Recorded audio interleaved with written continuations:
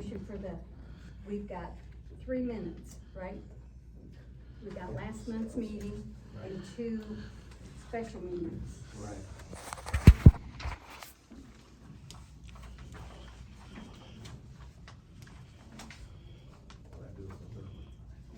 I make a motion to adopt all 3 of those meeting minutes.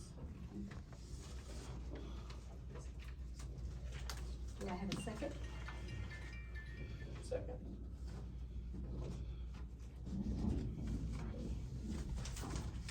Financial report. Oh.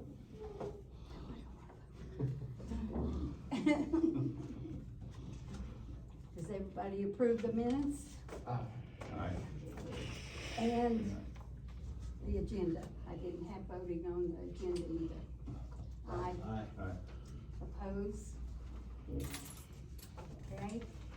Financial report.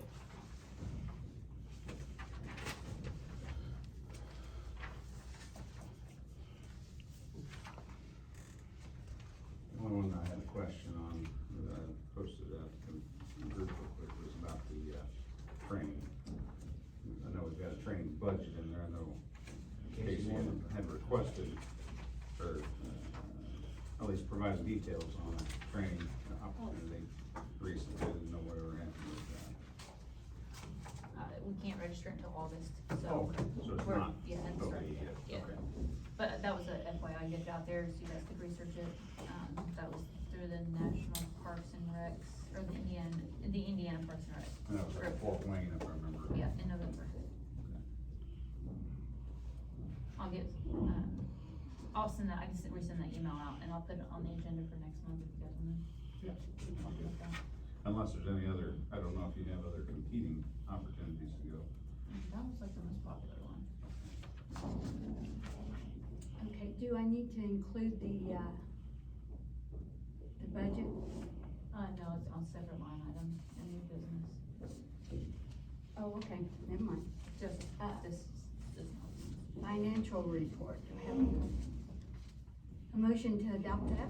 Is the fireworks part of the financial report, No, that's a, separate agenda item? Yeah, it's unfinished business. Okay. which is actually, Yeah, rentals were busy. As we expected. yep. I motion to accept the financial report. Do I have a second? All in favor? Okay, Mark told me to come and stream it. all approve, say aye. Aye. Oppose? Yes.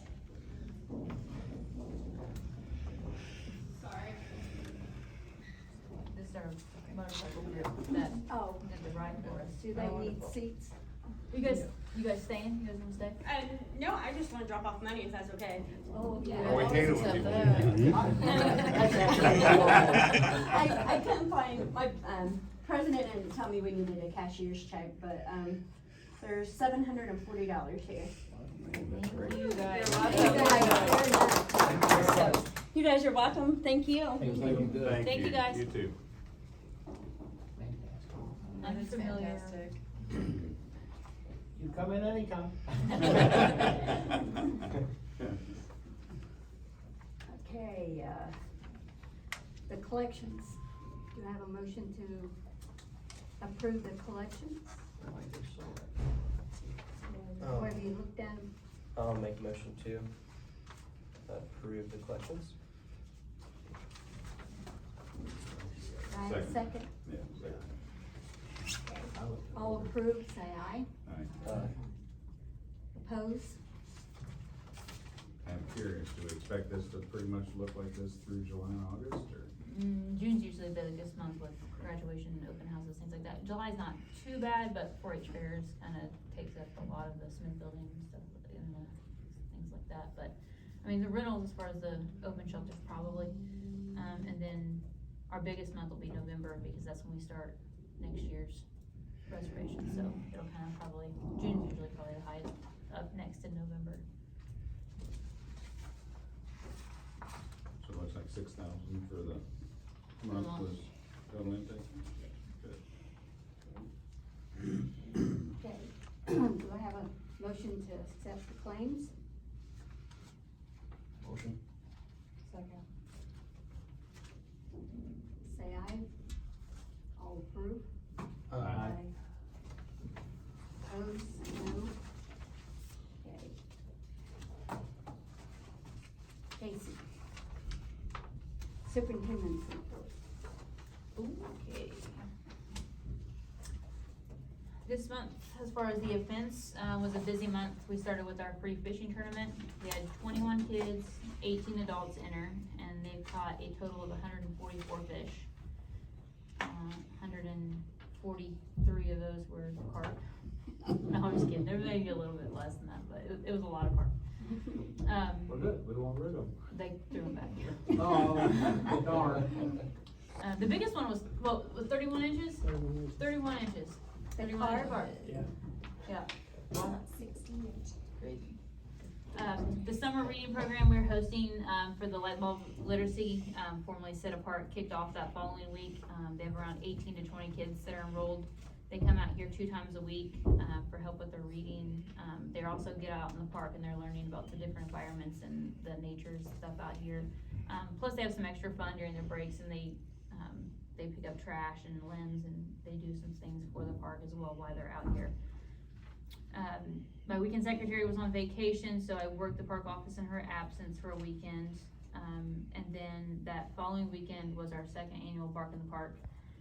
We microchipped around 60 dogs. We still have microchips left, and we're planning on hosting another event this fall and opening it up to cats as well. So we're importing the owner's information into the database, the national database, and then we'll take a physical copy to the animal shelter so they have that as well. So we've still got about 140 microchips left. So we also sold 10 ricks of wood this month. With the extra manpower, a couple days a week, we're making sure that stays as stocked as we can. Just that wood sales resulted in an extra $550 in income for us.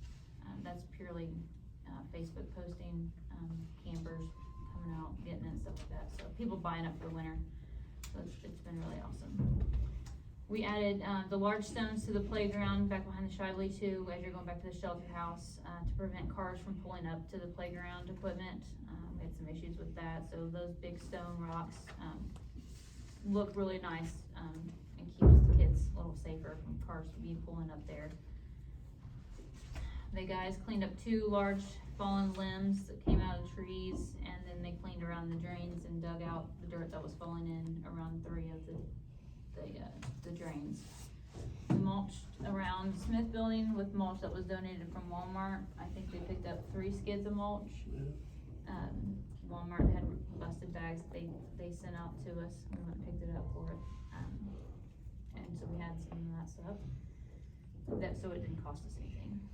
They cleaned out the gutters to the shop and to the superintendent's house.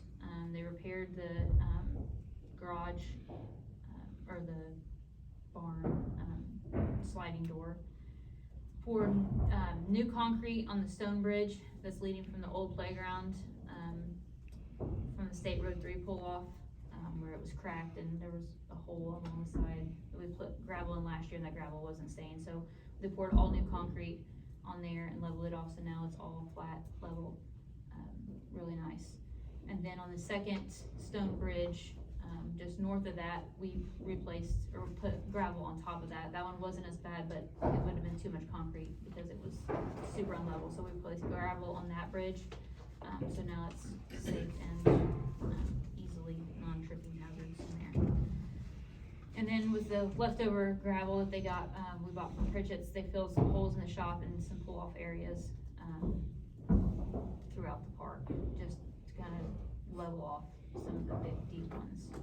And then today they started marking off the soccer field for the fireworks, and then they're gonna put some gravel down along that road leading back to the soccer field.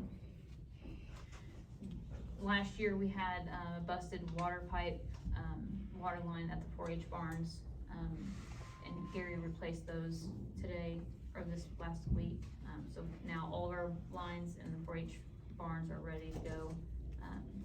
The ones that had busted, we had 2 water breaks in there last year, or over the winter. All the water's been turned on and everything has been checked, in preparation for the 4-H fair coming up. So, yeah, as long as the electric, I never heard anything that when they came back on Friday to test it, we did flood it, pretty well, Thursday, and then they were supposed to come out on Friday. I can't see him because he's behind me, so. I was here for the load test, they load tested everything at over 50%, everything seemed to be fine, they did try to run water at the same time. Obviously, you're not gonna be able to replicate several days of water running, but no one got shocked, everything was fine. They replaced a total of, I think it was 90 outlets. There was originally supposed to only been 50 replaced, but they found over 90, I think it was 94 or something like that they wound up replacing, that whenever you moved them, they either lost ground, lost connection, or were arcing, so they just went ahead to be safe. The only issues they said they had was some of them, if they plugged in, if they're gonna plug in more than one blower in one outlet box, it may trip a breaker. So if they split them, they should be fine. Looked like everything was going to work. If there is a problem, the guy that was out here will be in the vicinity during the 4-H fair to give him a call, and he will immediately come out to address whatever he can find. So, and you may not get a bill right away because Mr. Shaw wound up in the hospital and was having some surgery done. So it may be a few weeks before you get the bill. Not as a result of his work here on the. I don't think so. I mean, I don't want to discuss someone's medical issues, but there was some internal The things. bill will go to 4-H, right? And we get the split off from the 4-H, that we approved at that special board. 4-H.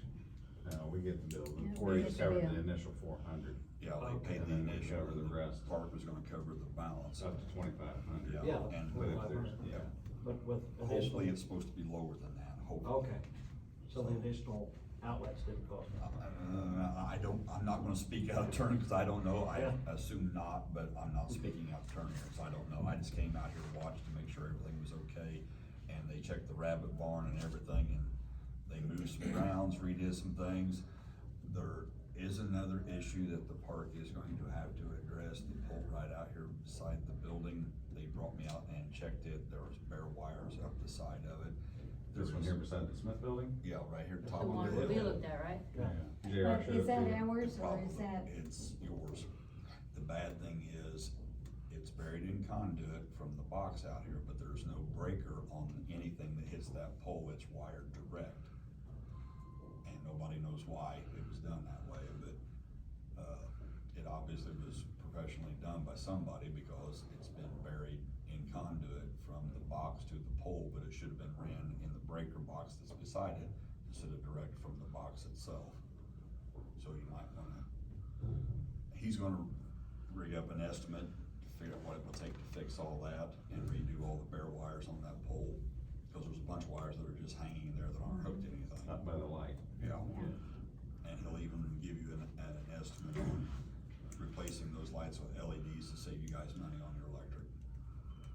So it was the whole gamut of things that he was gonna get back with. I told him to go ahead and do the estimate, give it to you guys, this way you'd have an idea what you're looking at. Because those are things that actually, like he says, if that pole goes, you're gonna lose power here too, because that's the pole that runs for the power for here. That's what we assumed, because you can Yeah. see where the trench went through the Yeah. driveway there. So he said it may be an issue, it's something that you guys may wanna address. So I told him to get an estimate together and either give it to me or find one of you guys to give it to. The 94 outlets, was that throughout the entire 4-H facility? Everything but the arena and the lean-to on this side, I think, which they checked them and they seemed to be okay. There wasn't anything that stood out that, ooh, we gotta do something here. Good. But that was the remainder of the barns. So hopefully, all of us, this will be a good 4-H fair and I won't get a phone call. You're gonna be here anyway, right? I will Every be day? here, not, well, I don't know if I'll be here every day, but I will be here. So, Pitch you a tent out there. being told I'm being stuck in a dunk tank one night, so. Oh. figure half the county will be here. That's a So- good fundraiser. Put that on the website. Hey, Kenan said he was gonna be in the Yep. think tank at some point. It's Dunk a Politician, it's to raise money for their endowment for H, so That's awesome. it's for a good cause. Wow. All three commissioners I don't volunteered? know. I know two of us have, but, and I know some council and Cory Criswell, and so it's, Good. yeah, it, That sounds like a party. mhm. Are you gonna volunteer for the park representative? I already volunteered once. I did the cemetery dedication. Somebody Alright, else Levi is did the doing Memorial stuff. Day parade, so we're down to the other three. But yeah, As hopefully long as everything, it's hot, I don't care. everything will go off without a hitch this year, and Good. we'll have a safe, That's encouraging. yes, That's what we want. yes. And I'm meeting with 4-H, next week, I think, and we're gonna go over the day-to-day plans of, stuff that the park takes care of, setting up, tearing down, moving tables, moving stage and all that stuff, so, I'll get with them. So we've got a good line of communication going on too this year, so. And I'm trying to remember where the conversation went with JR on Tuesday about that standalone pole out there with the breaker and the drop outlets underneath that. It was full of water. That was water, yeah, full of water. I thought he said they were unconnected at this point. We were gonna remove that. Yeah, but you were supposed to call. We're gonna double check with Duke and make sure that there's nothing leaning. No power back to it. meter, yeah. And maybe even put something on it. It'd be nice to put it visible, you know, do not use, do not access, whatever, just so people aren't trying to shove stuff down And there. lock it out if there's a place to lock it, if we don't Yeah, take it down. Or Got plus it. you got all those On that standalone. drop outlets underneath it, that's. you So, know, when I heard the you park. can lock the East panel of the rabbit barn. north of the, yeah. Out between the barn, the lean-tos and the rabbit barn Just stands out out by by itself. Where they had the little racetrack for the dogs out there during Right. barking the park. Yes, that old hole out there. Yeah. Yeah, that's what we're talking about, needs to Just come out. marking that one, so nobody tries to access it.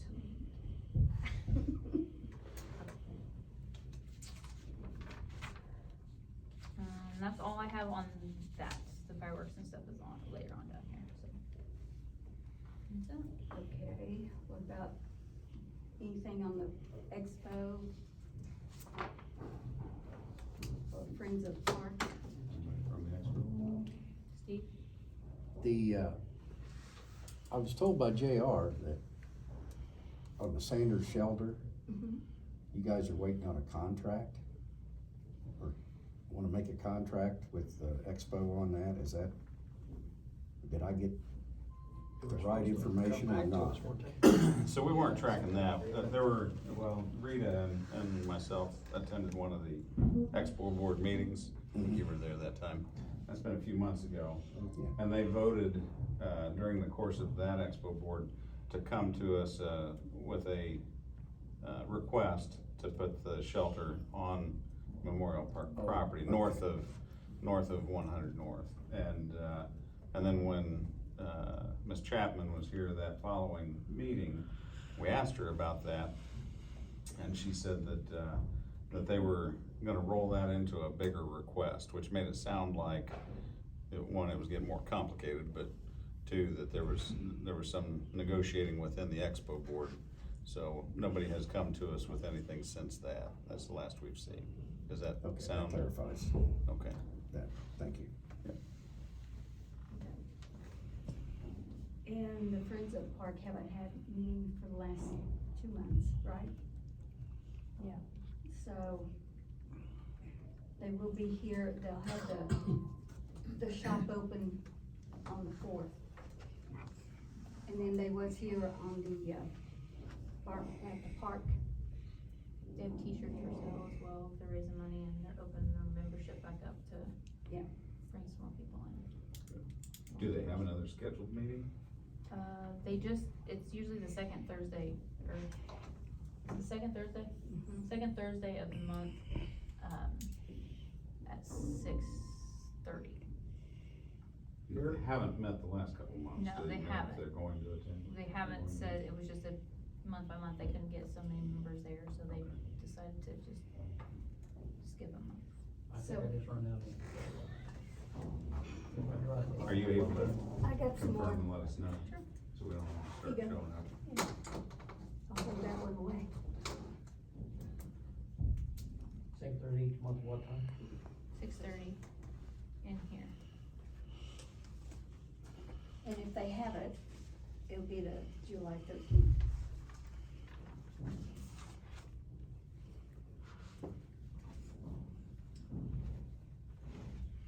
Okay, unfinished business.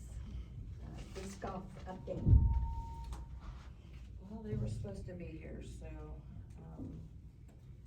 they has to be on the agenda, but I don't know that they might not be here until later. Okay, Do they know downstairs? Yes. okay. He sent me, you wanna read what he sent? About which one? Cause, they wanted, they said that they're still pushing forward. They recently met with, some professional designers, and they are interested in helping out with the course. And then they, were wanting to hear, they wanted us to hear a pitch during this meeting, but since they're not here yet, they might still come, so. Yeah, so he sent me a little bit more in-depth email, about a sponsor page for the sign, so each of the holes is gonna have a sign. I don't wanna get into it if they're gonna be here, but, you know, they're working on getting that thing. They want it to be like kinda simple, a small place card for like a veteran's name can go on the sign. You know, they're gonna get all that approved and stuff like that, but they do have some questions and stuff that they, want, but, so they are working on it. But, you know, I don't wanna get into it if they're gonna be in here, so if not, I can forward you guys this email, and we can have that update, cause it's a decent email, so you just want me to read it all, but, yeah. Okay. They're still working on it. Update on the 4th fireworks. Alright, are you guys ready for this? Yep. As of 3 hours ago, we have all the funding for this 4th of July fireworks. And they covered, Henry Brown, Funeral Home covered the cost for Hudson's, the porta potty rentals. So we actually Nice. got that covered as well, so we are 100% pledged for the fireworks and the portable toilets that we've got going. Okay, good.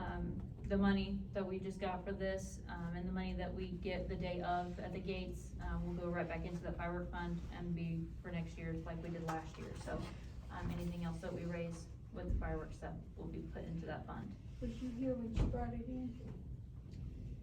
The money from, okay, I couldn't remember if you was that late or not.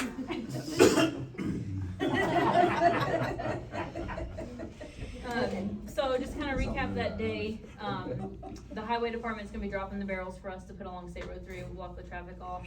I've been meeting with the, chief deputy, from the sheriff's department to finalize the traffic patterns and all that stuff. We're running the same way we've done every year. We do have some new guys that are gonna be working the traffic control this year. But thankfully, there's been a majority of them that have done this enough times that, you know, we know exactly what we want, so we have maps and we're planning it all out. So it should, we have no doubt about it, it will be good. The vendors and the food trucks will be opening up at noon, fireworks show will start again at 10. And then, of course, the Veterans Museum will be firing the cannon just moments before the fireworks start, so. Uh-huh, well, Yeah. you just bring it up, we have baby birds in the cannon. Up until the moment. I just wanted to let everybody know that there's a, Since The cannon shoot Yeah, will the be cannon. as it was last year, as far as I know. Guess it'll be Friday. did they have babies in there last year?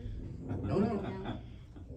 But it will be the signal for the start of fireworks, is my understanding. That's corresponded with the radio station, which corresponds with Webs, and it's all timed to an extreme thing. We will do whatever we can the day of, or to save the baby birds.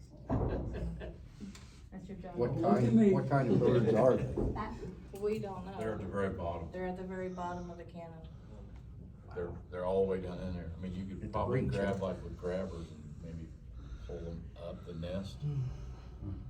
You want me to bring my cats out? Cause you can hear them, you know, when they're chirping. I'm sorry. So, but we just blasted the cannon when? Oh, that was- Memorial Day. Was that Memorial Day? Yeah. I knew Memorial Memorial Day. Day. tribute for the Yeah. Memorial Day, Fourth of And they have- July, and Veterans Day. And that's the thing, couldn't tell if You can see they the were nest just getting ready to down come there. out, or if they were just hatched. Because it's so dark back How there. long does it take for, Just depends on the kind of bird. In there, see, If they were morning doves, it might be out in a few days. all the way you down. have a job Then one- to try to save our Cannon to- little birds. And it would be nice if you could get mommy in there too, She's probably in there. so, We'll keep an eye on it, see what we can make sure the day before. yeah. Okay. Alright, so, Can I revisit this just one second? Yes. It sounds like we need to put some kind of plug or I protection. think they put a plug in it before, didn't they? Yeah, we had a plug in That's it, what I and we thought. had 5 gallons of water in there. because Yeah, We had to it's- plug in her from it sweating. It leaked in there, and then it was doing We're more gonna damage. net Yeah, like a screen, maybe Yeah, like. We Yeah. can do that. We need a screen or Yeah, something. screen. 'Cause Yeah. I have Something to some wrap around it. little squares, I don't know what it's called, like a screen. that I Rabbit Put over net. my chicken windows. Right, I have some extra that I can bring to you. yeah, we just cut it out, stick it in there. Either that or Yeah, we was looking. bend it around it. We'll do something with it. Okay. Have we, I know we had a special request earlier in the year for location Almost for takes up folks both out in the county. I got some volunteers. For their music. Yes, we're going to Cardinal Field. Okay. We saw So it. we've got that all They figured went out. ahead there. Okay. What is the plan for layout down there? So it's actually roped off right now, you can see it, so that whole middle section, so you have the shelter, that's on the soccer field. This whole section up into the guardrail is gonna be vendors and with the food trucks. We split the field right there, that'll help keep the traffic. We can control that traffic much better, for that, and then once the work's over, we'll drop those lines, vendors will be done, pulled up, and then that'll open up that row Our against the guys are guardrail. gonna help park or. Yes, we will all be here, all of us will be working. Mr. DJ gonna be? DJ can be wherever he wants to be, but I didn't, There they are. wants to be in the shelter house if he wants. Just go. Is everybody running generators, all the food truck and everything? We only have You need 2 food trucks and Shave Ice, so we probably have 2 food trucks. They will be running, but they will be more down probably, so the shelter, they'll be down here. Last year we had them back to back with their generators. Were, You think people be just hauling to come in here and make money on food trucks? they sold out, all the ones we had last year sold out. It's all in there, one job. And you only have 2 food trucks that signed up? That's crazy, isn't it? It is. With the Oh, and, balance. okay, 2 actual food dinner trucks, and then we have 2 dessert trucks and a lemon shake-up stand. And 2 shaved ice. So, yeah. You think they'd line the entire lake? So, that's what we have. Would that layout work with different places for people to set up like tents or whatever as they usually do? Or are we blocking that off for vendors? Yeah, like usually everyone sets up a bunch of tents to watch fireworks up. Oh, like in the rows?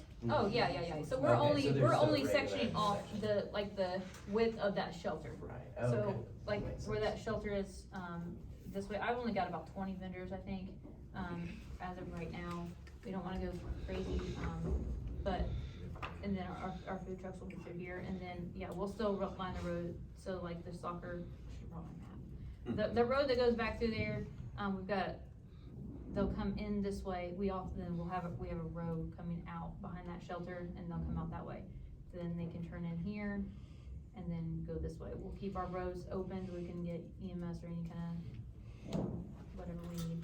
And I think we had 4 rows that way, and then, or they can come down on the other side of that shelter and go that way. And we may get a bounce house or 2 or something put out there. Picnic tables will be out there, trash cans, and then we're gonna spread the porta potties out from Where's one this side to the other. Group that wants to play. They're gonna be up on Cardinal Field. Is that where the other vendors are like we had last year? No, the only vendors we have are gonna be down in soccer. The vendors did not like being up there last year. So, we changed that, put them all down here, which is why we're taking a little bit less.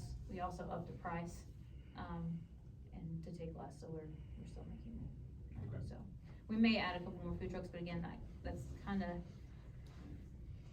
again, there's bigger places like Anderson and Muncie and stuff like that, that this kind of soft. So, I got the Facebook post up today, so, I mean, we'll definitely accept more if more wanna come, but, we know for sure we have the two.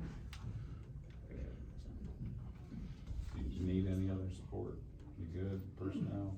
I know Rita's always out there manning a booth or We're just something. gonna be popping popcorn, no, just kidding, we don't have any electricity I down there, may so- have to be in the gift shop if she don't need me. Oh, Yeah, okay. no, I don't think so, we've got enough staff, our guys, a couple of them have done this before, we know what we're doing this year more, because we've all, me, Dave, and Gary all, again, worked, this last year, so we have a better game plan of what we can do. Is Gary working? I'm assuming this will be open.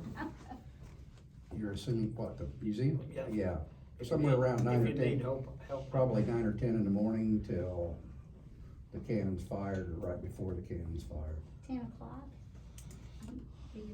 It's, you know, it's a crapshoot. People want to come by, when they're gonna come, I'll come down. that'd be great. So, yeah, we have a better game plan, you know, we'll get with the sheriff's department and, make sure our traffic and stuff, we've got the maps for that, so we should be good,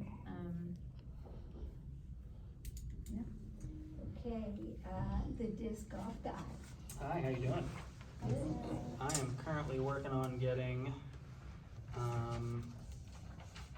my Zoom meeting with Halp Design set up real quick, so if you wanna come back to me, if there's anything else to be talked about, I just need like 5 minutes. Today was one of those, if it can go wrong, it will go wrong, and Muncie trains will stop and go wrong, so. I know, one thing, you didn't amend the agenda for the bylaws on the unfinished business. Ah. Yep. Okay. You want me to speak to the bylaws? Preferably. Preferably. So I had a call with, Joel earlier today, and, just talked through the recommendations, observations he made. We talked about it last month, that he had come back with some, modifications, recommended modifications, so we walked through those, and then I spent a little bit of time back in the Indiana Code, 1018, and, verified, you know, the accuracy of those. We did remove, you know, 1 or 2 things, made a few changes here and there, but all in all, it was minimal. And obviously, this was something that was drafted some time ago. Right. We're just continuing to work that through. So short of adding signature blocks on the very back, it should be a complete document now that's ready for you guys to review. And then next month, we can bring it back up for a vote. And then the intent would be to take this,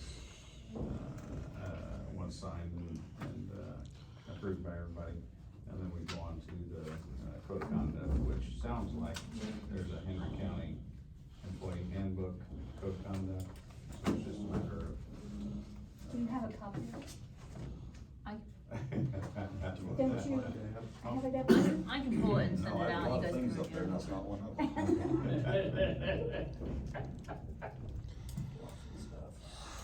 So we'll share that out, maybe we can look at both of those next month, and, but it sounds like more of a formality if it's already, you know, Yeah. formal county code of conduct approved. And that's it. Okay, we have committees for the shelter house and the ponds. Do you know how to get a committee started? Ask for volunteers. Yeah, well, we need volunteers for the shelter house and the ponds. Yeah. Yes. Do you guys, obviously being the first time that we've, as a team, maybe they've done it as park board in the past, but do you guys solicit how to get volunteers for it? One, I think we need to constrain the number. I mean, obviously, as we talked about, you know, last meeting, you know, you end up with 25, 30 people on a committee, and you're never gonna get, you're never gonna get accomplished what you need to get accomplished. So establishing an upper limit as to the committee size, but how do you guys solicit your volunteers? Usually we put either on our website or whatever, we ask for volunteers, or we call around and ask people if you know somebody who would be interested in doing something like that. Right. Can we put it in the paper? You can, yes, we've done the same thing. And then anybody who's interested in the shelters, contact you. Anybody's interested in the ponds, contact me. And maybe no more than 5? That's what I was thinking. As long as it's an odd number, you can do 3, 5, 7, Yeah. but I wouldn't, 5 just like public, you said, when you get. Well, 5, that would include the Yeah. board That member would- that's the chair. Yeah. So it'd be four seats for each committee. What are your email addresses? well, You know that better than we do. yeah, I log but in every once in a we while. use the but- HCM. Okay, HCMP board at henrycounty.in.gov. So if you only want a total of 5, Including, Including the board and member. me, oh, Are yeah. You you wanna be on the voting? board? Yeah. no, but the committees don't vote, Well, right? but you talk about, the committees can vote, they're not, Committees, it's not. they're not authoritative. No, it's, Right. it's recommendations. Correct. They would vote and agree upon a Yes. recommendation, I want blue versus green. Right, Then they okay. come to the board Yes. approves, disapproves. Yes. Yeah, well, I want on those boards, Oh, thank you. on those committees. So you want to be able to vote? Well, I want to be able to share information because I'm the one that, Well, you can do that, it's just a matter of whether or not the superintendent's a voting. I don't know, am I? It's not specified in the bylaw. I don't know, We it's can not. change the bylaw if need be. It doesn't matter to me, I just want Do to. you care? 'Cause It doesn't I matter to don't me. care. So we can say 3 open seats then, and the superintendent be one of those. And obviously, we can have as many participating community members Right. as we want. Right. It's just the actual committee itself would consist of 5. That was part of the conversation I had with Joel earlier today about the stand-up committees and process and. Good. Okay, now we have new business. Oh, we go there. Oh, okay. Steve, you because that's gonna take a minute. What about the sign, where do we stand on the sign? Dead issue, or? Okay, I went and talked to the county council, and Susan Hahn made a recommendation that we get some quotes on things that we need to do at the park, and then come back so that, So multiply it, not just a sign. right, and see what's important and what, that we got enough Prioritize. money to pay for the stuff that we want. Like the pond is gonna be, I think we were already on that path. I'm not sure how yeah. I mean, between food and beverage money, that is for the specific use, it's the infrastructure. What else are we wanting to use that art money for? right, That we're allowed to. That's the challenge. Well, I think she said if we find a bunch of things that we need to consider that are art infrastructure, we go to the county council one time and say, okay, we want a new digital sign, we want this and this, it's not covered under infrastructure. They okay. approve it all at one time, Okay. or amend, cause they're gonna have to amend the Things resolution. that are outside of the bounds of what If, we're. if that's something that we, that's what I took from that conversation, is what she was talking about, Cause we were instead already of, prioritizing, that's why you built the list that you did. Right. We had the working session to Right. talk through. I took that, it was, see if we would have enough money to do all the stuff that we wanted to do in the park before we got the sign. That's the way I took it, before they approved the money, but, Well, we have not brought up from the working session, we haven't brought that prioritized list back out again. no, We probably we need to haven't. keep that, as an unfinished business, especially as we go into next year's budget. Cause that should be the driver as to what we're spending our funds towards. Okay, Sorry. that's okay, Hey, I'm good whenever, okay. Okay. So, go for it. getting a little handout for you guys ready. Basically, it's an extension of the stuff that I had given you that very, very first time, but a little bit more than that. So, I wanted to say, usually I have a friend here, his name is Zach, but he unfortunately had to go run league today because we had some emergencies across the board. So I am pulling up my sound recorder so I can send it to him in the future. Okay, so can I set this laptop somewhere where you guys can see it? Right there. All right, which way do you want me to point it? Just slide your card. You set it on this one, point this way maybe? Yeah. Perfect, all right, let me get us kind of set up here. And then this is, like I said, kind of a continuation of that one handout I gave you. If you don't have one, I can get it to you. And should be all we need. Let me You got get, enough for her? yeah, sure do. I'm pretty sure I got an extra.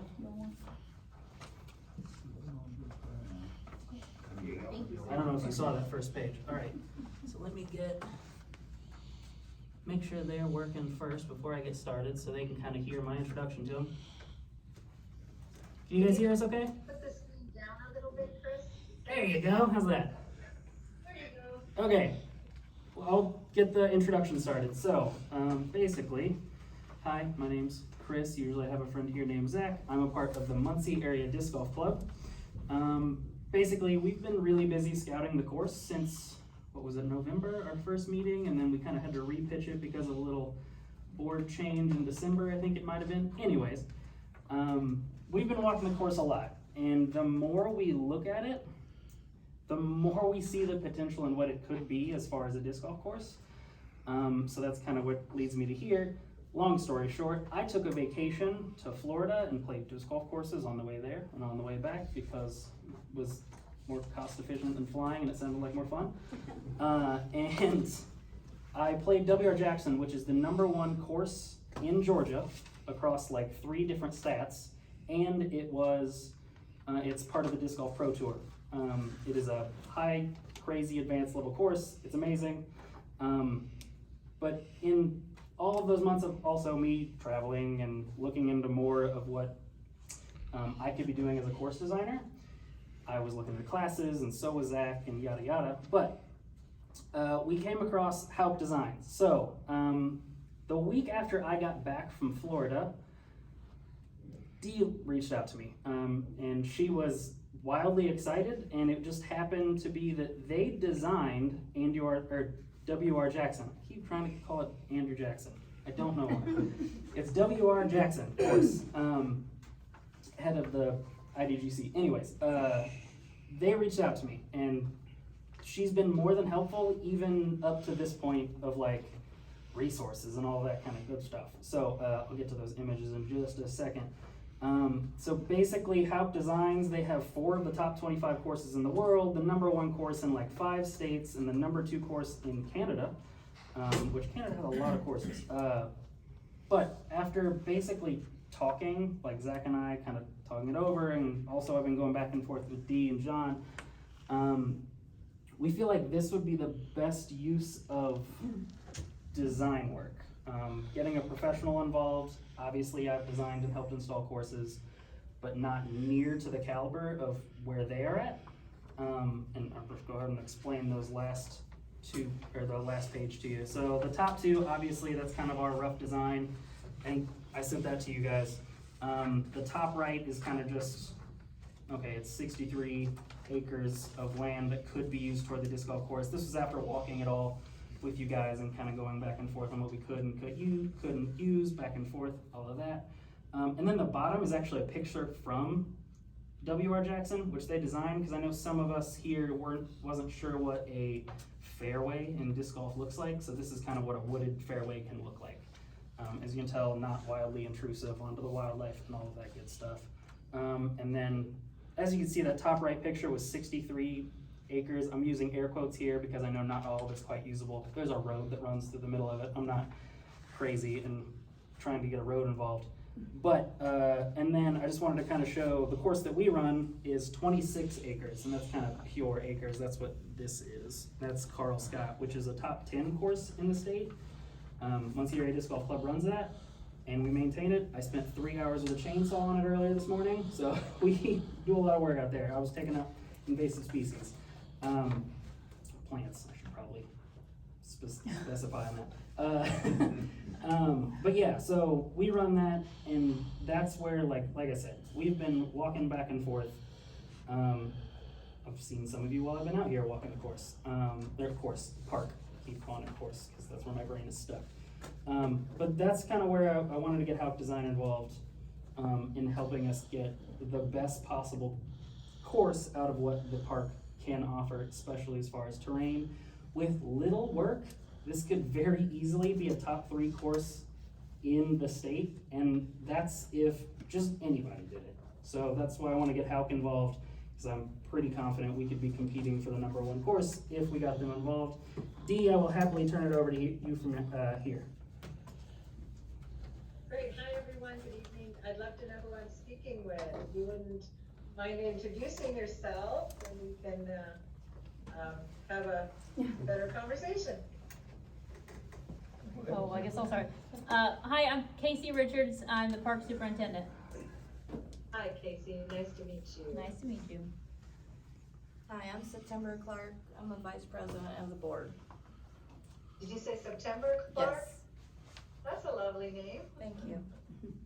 I'm Rita Fisher, and I'm president of the park board. Hi Rita, nice to meet you. Nice meeting you. I'm Levi Simmons, and I'm the secretary of the park board. Hi Levi, nice to meet you. Nice to meet you. Oh, there's more. I'm Mike Likens, and I'm the treasurer of the park board. Hi Mike. I'm glad to see all the officers are there, the executive board is present. Good evening, I'm Terry McCall. I'm just a trustee. Oh, just a trustee, well. Just one of the board. And And then you've got quite a few other folks here in the room, off screen. Okay, well, I guess, we're limited on our camera's view and time as well, so I wanna be efficient with our time. Thank you all for allowing us an opportunity to present today. I'm Delika Hauck, and this is my husband, John Hauck, and John has been designing for 40 years, and in the last 12 years, his course has been ranked #1 in the world, 10 out of those years on one of the 2 major platforms. So he's designed more championship courses than anyone living today, just more courses than anyone living today. Together, we also teach designs, and we've taught numerous designers, and I think 11 of them now have courses in the top 100 based on, design concepts and innovations in designs that John has been working in. John is also a 2-time world champion in freestyle frisbee, if y'all know what that is. It's kind of like gymnastics with a disc. And he got that early on in his 20s, and then he is in 2 halls of fame, International Disc Golf Hall of Fame, World Disc Golf Hall of Fame, and freestyle frisbee. I'm just giving you a little bit of background, so you guys know that what I present to you is not just, we're not just talking out of thin air. We're looking at the real possibility of your course being able to be a top course in your state, and with that comes a lot of advantages for your communities, like the economic impact, the tourism. Not only will it serve your local players, but you will have the opportunity to be able to, share it with the world. And I know this is a community that is, I guess, in some ways could use that. A lot of communities can use that impact that our courses bring. We even have golf courses now that want to put in disc golf courses. So that said, I wanted to show you a little PowerPoint and just kind of have a Q&A to see if you have any questions. And so I'll start with this. Our values are based on people, purpose, and the passion that we have for the sport. We do a lot of different things in the sport, but course design, we were one of the first committed professional course design companies in the industry, and Hauck Design was founded 16 years ago. That John's been designing for 35, 40 years now, I think. Right, John? John, would you like to say a few words before we start? Well, thank you, everybody. We do want to be efficient with time, as Dee said. By the way, I'll take a quick opportunity to say that no one in our industry has done more to create the profession of disc and she creates and runs an industry group called Safer, Smarter, More Sustainable Courses that has 1,000 members now, designers, manufacturers, some players, and people who are important in the industry. So she leads our industry in several ways. And also just want to say I would love to design a great course in Indiana. I went to IU Bloomington for 2 years. I know how beautiful it is. And, Purdue guy. the research I've done on the topo and the aerials, you have a beautiful park there, and it looks like you could have as Chris said, one of the top courses in the state. Thanks, John, and then we do want to thank Chris for bringing us to the table and reaching out. Yes, we do. And we're really, really glad that he's got the eye to spot the right type of property to build and design a course, because if those features didn't exist, then the cost of development could be much higher. Today's designs demand, certain natural features or certain features for design for the course to be successful, to challenge players and to test player skills in various ways. So one of the problems with our industry is designs are all over the place. So there's been really no definitions around them, and we get the opportunity to really develop that and create that. So I'm showing you here 8 different types of courses that you could potentially put in, and I think you could put a combination of them, maybe a couple of them. You might be able to put in a putting course or a micro course. Micro course is just a type of a course that you can use for people with disabilities, and it requires very little footprint of land. You could do it in 2 acres or less, and great for beginners, seniors, children, somebody who's never played before. We can do that in combination with, number 4, 5, 6, 7, or 8, or whatever. So which level of course that you will finally decide to get is something that we can discuss, a little bit down the road. But I want to share with you the latest and greatest in disc golf right now. At the Disc Golf Pro Tour event, this is a picture from Austin just in March. The Pro Tour was here, and there were 2,500 spectators, in one day. And in Europe, they're getting 5,000 spectators in Finland, where for the European Open, it's just incredible what's going on. Like 3, 4, 5 years ago, we couldn't pay people to come watch disc golf, and now they're coming to your town to watch it like other sports. And for a course like that, though, those are elite courses. They require larger footprint, and I'm happy to say it looks like your land, just from a visual, might be able to accommodate that. But to gain certainty, we have to do a site visit. But I just wanted to show you that. This is what we're, highly skilled at. This is John's art here. Not only is it a technical course, but it's a very visually appealing course. And if you see down here, we have wood chips. So one of the sustainable practices is, of course, we want to take, if there's any removal of invasive species or saplings or whatever, we shred them on site and we apply those to the fairways. He looks for features like existing limbs and branches and tree spacing to really develop his design. And sometimes you have this type of landscape, which may have some elevation and straight branches, and sometimes you have this kind of landscape. So this was California, this is our neighborhood course, and this has been the #1 course in the world. I think it's currently #1 on DG Course Review. And so every little limb and tree plays a role, they're not random.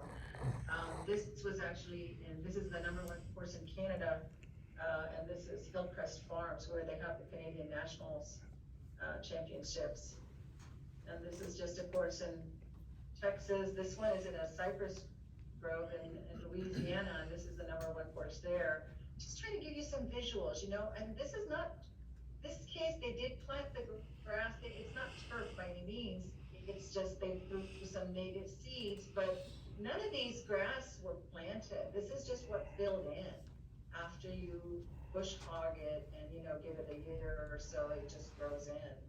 And that's really all it takes is removing of underbrush. And, like I said, every tree distance here, it means something.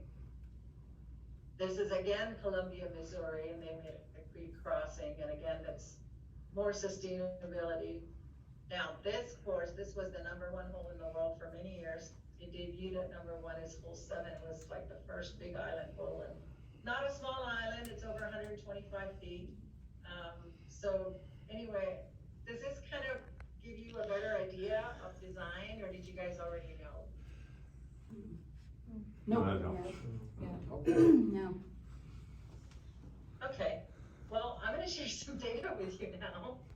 500 million people live within 10 kilometers of the course. Estonia, 88% of the residents have access to disc golf within 5 miles. And you know disc golf got started here. Of course, Estonia is a small country, but in Sweden, Finland, Denmark, they're at 70%. So it's gaining a lot of popularity in the US. This chart is very interesting.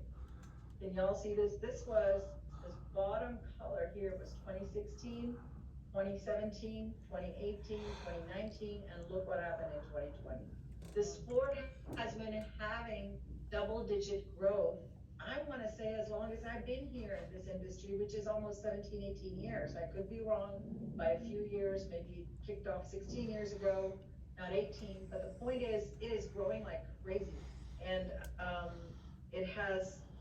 it got affected a little bit post-COVID, because during COVID time, more people were going out and enjoying it. But today, there are 4.3 courses that go in daily. I think that's a pretty impressive number. And then, of course, we have little inlet here that we build. I wanted to show you just a little bit of what kind of development is actually happening, but we won't need that at your park. There's 14,000 courses worldwide that are listed. There are many more courses that aren't even listed anywhere, that are private courses, or universities or colleges that are private, they don't want it listed. More courses than Dunkin' Donuts shops. And golf courses, you have 16,000, disc golf courses, you have about 9,500. Right after pickleball, which is at about 10,700. So it's just right up there as an activity. Now what's happening is players are becoming more discerning because they have choices, because there are so many courses. So the courses that are better quality, they get more usage. While 90% of them are still free courses, they don't pay, but the world's best courses, they do charge agrees fees. And that's not the model we were looking for here, but that's up to you. You guys could definitely put like a little box out, and people will be happy to donate if you wanted to do that, and you could get enough money for maintenance and that kind of thing if you decided you wanted to do this as a pay-for-play. There are counties in Wisconsin that, every course has a box, and that's how they manage their disc golf. But our demographics are pretty impressive for parks people. 62% are 20 to 39 in age, 27% are 40 to 59. So what we do is use natural elements as much as possible. Here's a fairway, so you don't really have to do a lot with it, you work with what you have.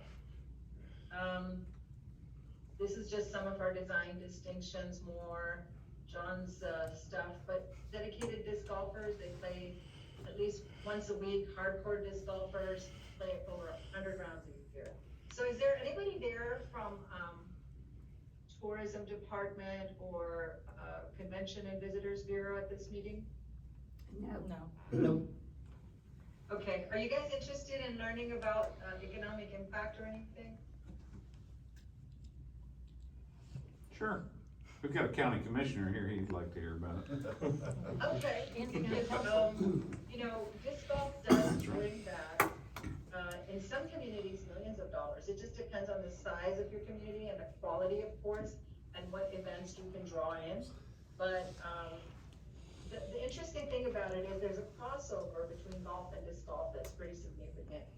At least for Help Design, 79% of our Facebook fans, and this was a survey I did a while back, they had roots in disc golf, and we identified that was either they played golf, their mom and dad played golf, or their kids play golf, and 44% of those are now only playing disc golf, and 31% still play both. So there's that crossover, which you can capture, the income from that, and then also our fans just have a slightly higher earning, and they'll spend an average of $78 a day on food alone for one person.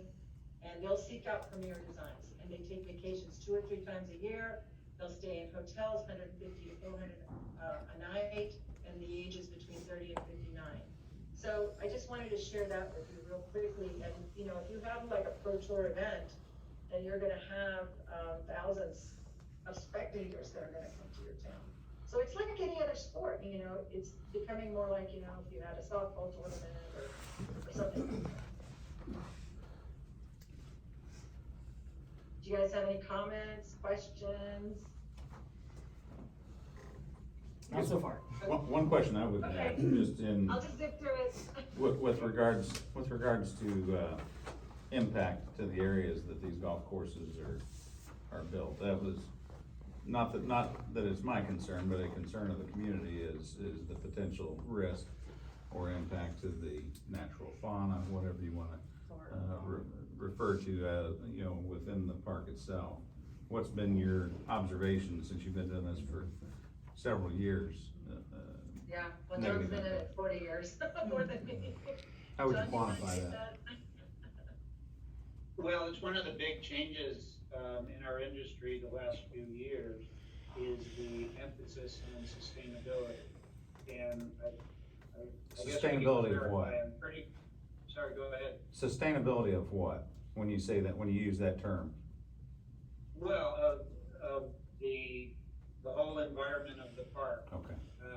You know, we went decades without paying a lot of attention to erosion, you know, invasive species, and I'm pretty sure Chris said he only removed invasive plants and he didn't remove any invasive animals. At least not with a chainsaw. At least not with a chainsaw. And again, that's not something that needs to be in our industry. You know, there's a myth that, and you know, you'll hear all kinds of things from people who, for whatever reason, don't want to see a disc golf course go in. Anything from, you know, they use metal discs with sharp edges, which is not true, to all the trees are going to die, which is not true, to all the deer or whoever else, you know, likes to spend time in the park, they're all going to leave, also not true.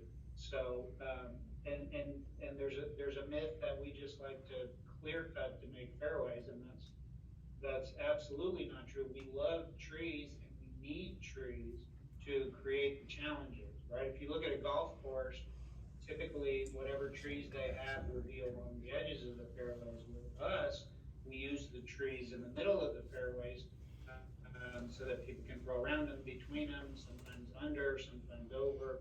And so as Dee mentioned, it's really important to us to work with the natural features that are there. And as I said, you know, new efforts now to make sure that we're reducing erosion, and you know, making sure that the natural beauty and the natural features are maintained and sustained, because we're a very different facility compared to golf. Much more natural. So, does that answer the question? Yeah, it does. It's, you know, and it's one thing when you see, you know, we've got a disc golf course relatively new here in town, in a more open park environment, city park, and you'll see, you know, people out there, ones, twos, you know, small groups of folks. When you talk about these potential events with thousands, you kind of go, oh, you know, obviously that would be less conducive in a heavily wooded area, those kind of things, and so we'll just have to see where it goes for you. Even in the best case, that kind of event happens once a year. If you make it onto the Pro Tour, that's a once a year event. Yeah, okay. Thank you, appreciate that information. Sure. Yeah, I just want to add to that, you know, we're not environmental engineers or experts, but now when we design, we definitely collaborate with other professionals and experts on those larger type courses. And with the practices like I showed before, you know, putting the chips down, creating trails in areas that are heavily trafficked so that we protect that first layer. And I've learned a lot about these things, but we don't claim to be experts on the environment. But I will say that this golf has been approved in state parks. It's been approved, and there are courses in preserves.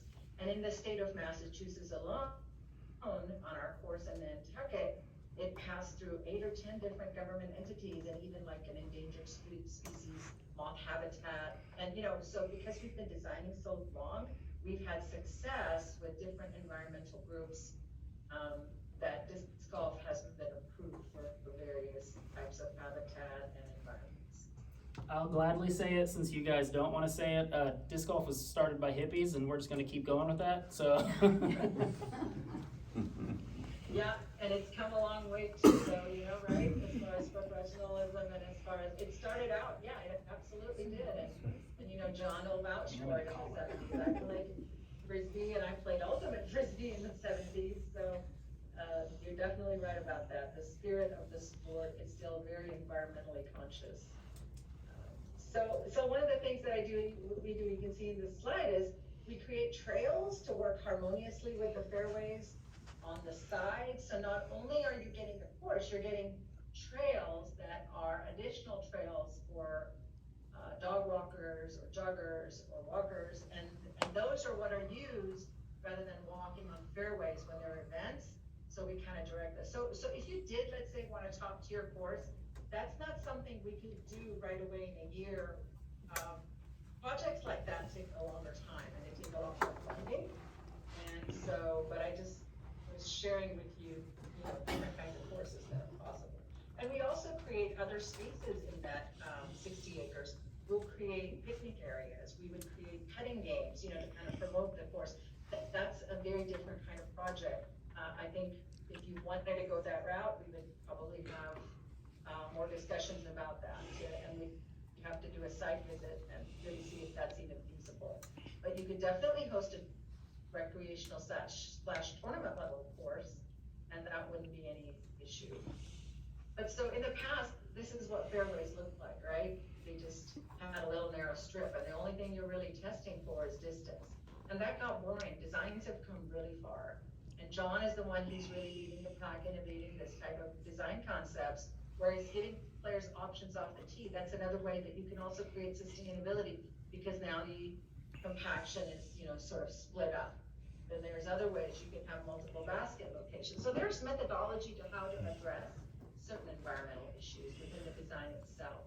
But this is a more complex design because it allows you to create strategy. You can land here, you can land here. If you land here, then your basket approach is easier. But if you land here, it's harder. But if you miss this or you miss this, then usually you're just stuck in the woods in a normal course. And by the way, this perspective is from the players. That doesn't mean that this land is all clear. If you looked at it from a drone image, it would look like solid woods. And we show this to you just to show the principle of design and what the players would be looking at with their eyes, not that there aren't other trees there. For instance, this might be all solid woods, and this might be all solid woods, except we clear certain areas. And so what John does is if they go out in the rough, and if any of you are golfers, then you can always pitch from the rough and you can recover your shot. But in disc golf, you're just stuck in the woods. So he would create openings like that strategically.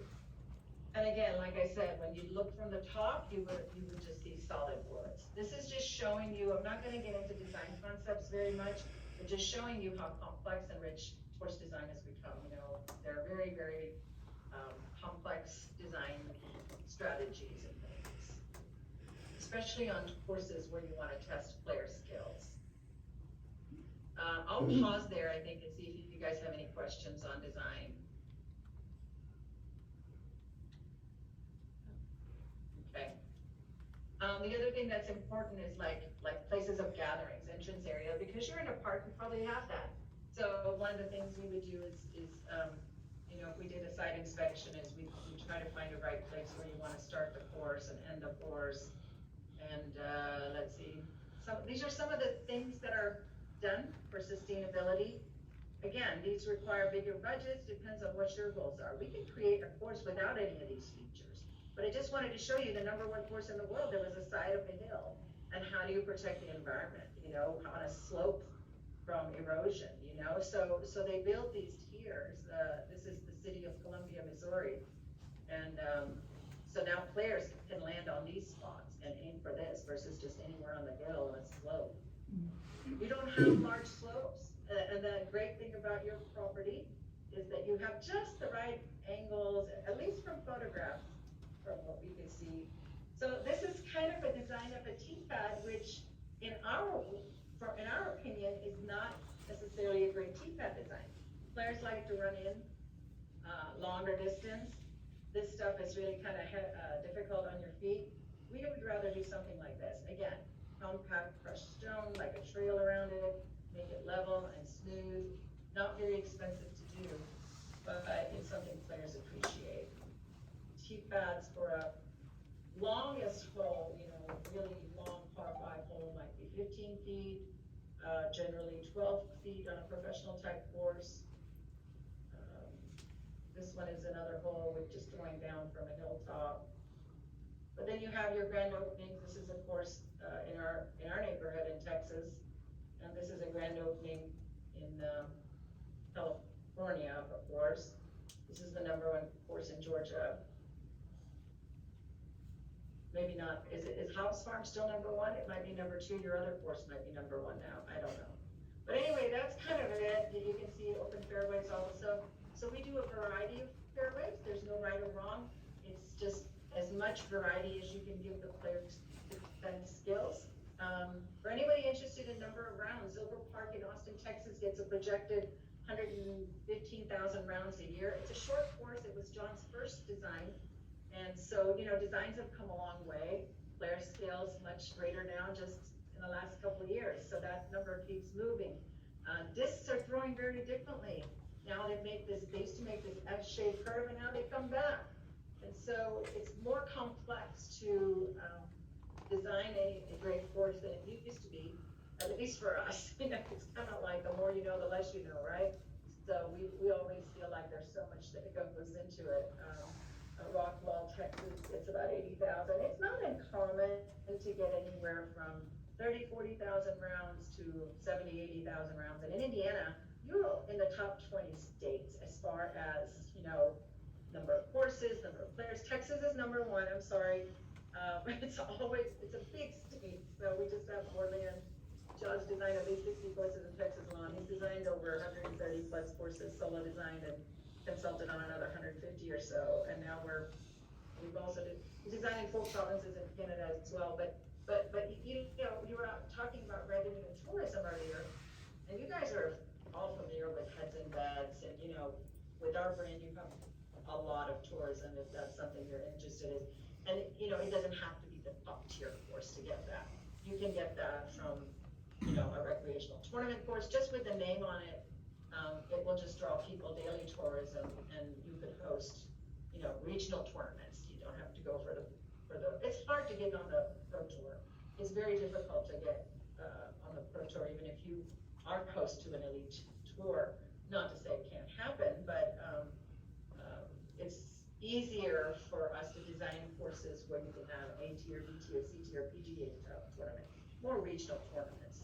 And that alone will bring you great economic impact with players coming in. Not getting thousands of players to watch, but you're getting hundreds of players and some spectators and volunteers and their families, but you're gonna get the annual tourism, which is thousands and thousands.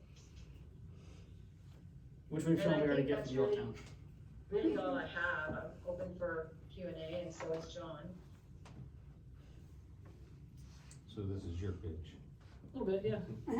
Yeah, no, so like I said, this whole thing was like, the more and more that Zach and I would walk it and see every bit of space we can and can't use, and we walked it with you guys, of course, at least some of you, and it became a like, all right, if we can get someone like Haupt Design attached to it, that just brings more people because it says there's a quality about that course. When you say whatever, by the way, I've been tossing around names.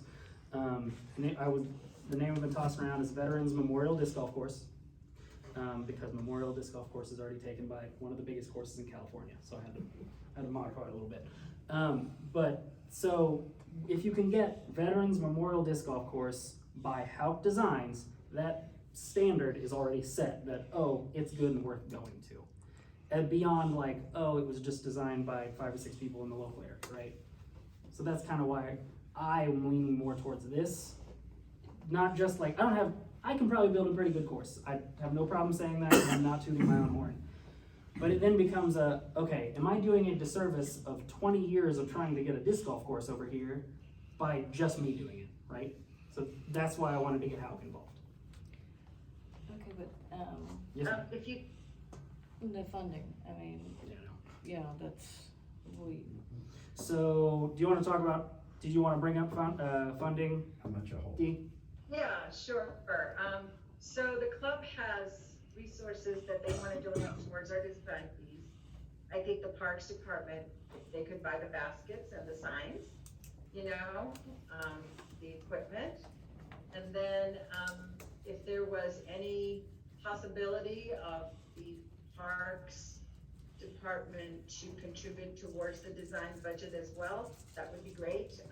Our regular fees are going to be and so what I've decided to do is discount our fees, because the reality is, What did she we say? have a fondness for Indiana. Every state, really, we wanna put in at least one design if Discounting we the can. heck out of everything. And John, correct me if I'm wrong, we're not in Indiana yet, are we? We are in 37 states, I think, or something like that, 30 plus states. But we've seen some land in Indiana, believe it or not, south of Indiana. We presented to a tourism and chamber and all of that in a very touristy area. They were, at the Industrial Foundation, we were looking at getting some land for ourselves and creating a venue there, and, we since haven't done that. Life just took us in another direction. We love the state. So anyway, long story short, the first step would really be for us to come out there, do a site inspection and a feasibility to understand what level of course is possible, so that we could really assess, hey, how is this gonna benefit the community, what kind of budget it'll take, what the resources are that we'll need, what kind of TPADs, how's that gonna get funded, and kind of develop a strategy and a game plan and collaborate with everyone and see where those resources are available within your community. And that's part of what I do, and that's my specialty. And I would do that, and John would come out there and we would look at it, we'd look at the club's design, and we'd be very candid about it and say, okay, so, you know, they've done this much and this is good, and, you know, and then we can see what parts need clearing. If it doesn't need a lot of clearing, then we can discount it further. So right now, for me to say how much, I really don't know, but I do know that we can also help in fundraising with the club. We have designed packages that have been used in other communities, and other communities have raised as much as $75,000 for a state park here in Texas, to as $50,000 for that course in California, and then what was that, $30,000 or $35,000 here not too long ago for another course. So we're able to do it with the systems that we've created, as long as you're okay recognizing, you know, one tastefully done signs, because we're in the sign business too, and we tend to make the signs for our courses, because his maps are very critical to the success of the players executing the shot for the strategy. As you saw, they're complex. So anyway, long story short, if we can recognize them in the park, you know, this course was made possible from the kind donations of these people and diamond sponsors, you know, like they do for other fundraisers. But just, you know, they can be the co-founders of the course. And with respect to it being a veterans park, is that right, in a community? I do want to say that we have a strong connection to the military. In fact, we were very, very blessed when one of our players, we were hosting the World Championships at our ranch, and 3 championship courses John had there, surprised us. If you see that flag in the background, that was flown in Kandahar on 9/11 at the 10th anniversary for our company, because we did support the troops out there and send them discs and shirts, and candidly, I forgot about it. They just asked me for some discs, and I apparently sent them a lot more discs and shirts, and next thing I know, they're honoring us. So it's very touching, and you know, we'd love to work with you all, and we've created courses in probably 100 cities by now, all sizes and things. And that was the No other project big is thing was, big or small. I've spent hours on the phone with Dee and Zoom meetings and all this other stuff. So that's what kind of led me to this, was they're not just, hey, pay us, come on to do this, right? She wants to help us get the fundraising for it. And I say us as in like the Muncie Area Disc Golf Club, to get their services involved. Does that make sense? Beyond just, again, hey, here's a check, please help us, right? Go ahead. Have you ever done a split course where you have two 9-hole courses, but they're separated enough that people have to travel between one or the other? Sort of.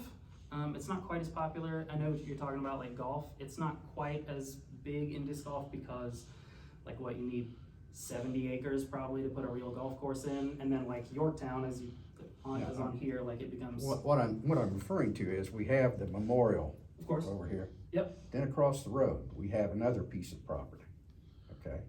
I'm so That sad I has, missed those meetings. that They're so much has fun. a heavily wooded area in the back, Right. okay? The South 90, is that what you're talking about? I'm talking about South 90. Okay. So, people get worried about trampling, messing with. Sure. Ambiance, it's a veterans memorial, this sort of thing. Personally, as a veteran, I don't see the problem, but Of course, yeah, there's always people. I understand. 9 instead of 18, 9 over there, you've got a more rugged, actually, or as rugged a terrain to really maybe challenge Totally, and more than you might be able to do here, working around those things we already have in place for the park and the memorial. totally, and that's more of a question for me, not necessarily UD, but absolutely, because I'm familiar with that, because there used to be like the old kids playground over there. Is that like that woods area? There we go. So I know where I'm at. Absolutely, and I will say it's less common to do the 9 and 9 because if it's like a tournament, you kind of want to go, all right, I just played 9, I want to go walk the whole 10. Like big walks are like traveling for that make tournaments specifically difficult. But knowing the South 90, there's also totally a room over there for 18 holes, no issues, right? So Exactly. I'm with you on that, and again, I'm sad I missed those meetings. Those are really fun to watch go back and forth, just from a perspective, from an outside perspective. But, anyways, yeah, did I help answer your question? Okay, thanks. Okay, my question I is. do wanna say that our mission has been uplifting communities and lives through the sport and spirit of disc golf. So we've sort of taken that on wholeheartedly. I'm creating a foundation where we'll hopefully be able to give away more course design as we teach more designers. What's the average cost per hole Did you hear him, D? of a, No, I can't hear, I'm sorry. Not the best microphone, I know. He was asking if there was any kind of roundabout what the average cost per hole is. I know it's hard because No, it we can go don't do anywhere. it. Yeah, we don't do it cost per hole, and really, I'll tell you what determines fees for us is how much time it will take, and it's a very reasonable way to, look at fees. So in order to determine that, we literally have to know what kind of design you all want and what kind of design is possible. Because for us, safety buffers are very huge and large. We don't want to be anywhere near other amenities, including trails. So existing trails, we have to honor areas around them. So it's not, imposing on anyone currently. So I can give you a range. It's going to be a very wide range. Some smaller courses like the Microforce 9-hole, they could be 10,000 all the way up to championship world class. Super duper course could, these are regular prices. 180,000. Just for John's time and my time, because these are when we're on a team on those bigger projects and we have to hire other professionals at times and that adds on even more professional fees if there's we have some landscape architect work available in-house, but I don't see that as part of your scope in this project. I think in this project, what I'm looking forward to is that we're going to focus on minimizing the budget, look and see what local resources we can utilize, because I've heard there are ways we can build T-pads there without a lot of cost. Maybe we could get the concrete donated, maybe we can find somebody who can build them. So, the whole budget, I don't know, maybe we can do it in 100 or 150,000, I don't know, or even less. It just depends. I don't say we need it, that's my design fee. That would be like the total budget cost. I don't know what my design fee will be, but it is not going to be huge. I mean, we've done courses, for 20, 25, 30,000, it just depends. If there's not a lot of clearing and not a lot of time John has to spend, and you know, we may not wanna clear everything, because there's some areas it's better to leave some rock. So it's really hard to give you that exact estimate, but I hope what I've said helps. Thank you. He said thank you. She has a question, September has a, How soon would you be able to come out here to do your walkthrough and give us a number? So what was the question, September? I heard something about giving you a walkthrough. Give us the price. Yeah, when we come up there, we'll give you options. How I'll soon? give you a proposal with a report that'll say, you can have this, you can have this, you can have this, you can have this. This will take this much, this will take this much, this will take this much time. So these they- are the benefits. So one thing they asked was, how soon would you be able to come out to kind of walk through it to My get to that point? apologies, the There you go. volume is just low. Yes, John, that's can we get back to you on that? We can maybe, John's going up to Philadelphia for the 4th of July to visit his family. And we're thinking maybe we could hop over at that time. I'm not sure, can I get back to you? It could be 10 days, or it could be 2, 3, 4 weeks. We do have another project that's coming out, but, let's just say within 20, 30 days, or maybe as soon as next week. If we can combine it with that trip, then it reduces the expenses. Okay, thank you. Is that travel Okay. expense something that you would expect to cover out of the group? I would say most of what the design fees come from would go through the Muncie Area Disc Golf Club. And again, that's why I was so excited to work with them, because they're not just, again, hey, pay us, they're willing to help us get that funding raised, so. I think our goal would be to help the club raise the funding for the design and, you know, after we come there and we can talk and we can visit for this initial site visit, then we can strategize a little better, you know, what it is we're dealing with. And then y'all can get back to us and tell us what it is that you would like. And, you know, and I understand, I've worked with hundreds of cities and counties, and we're working with 2 other counties in 2 other states currently, actually 3. One project is almost finished on the design side. It's about to go out to bid, but, what I've learned is, you know, it's, that's always the challenging part, but, in this particular project, I wanna make sure, because the land is so good, we don't frequently get land that's just so perfect. It's, really amazing piece of property. John, you wanna talk about that? Well, there's 3 things that we always hope for anytime we're evaluating a property, and we're usually happy if we get 2 of them. But we always hope for mature trees, interesting terrain, and water features. And if we get all 3, we're usually pretty happy, and looks like you have all 3, and scoring particularly well on interesting terrain and mature trees. Again, it's always hard to say without being on site. You can only learn so much from aerials and photos and photos, but it looks like you have tremendous potential.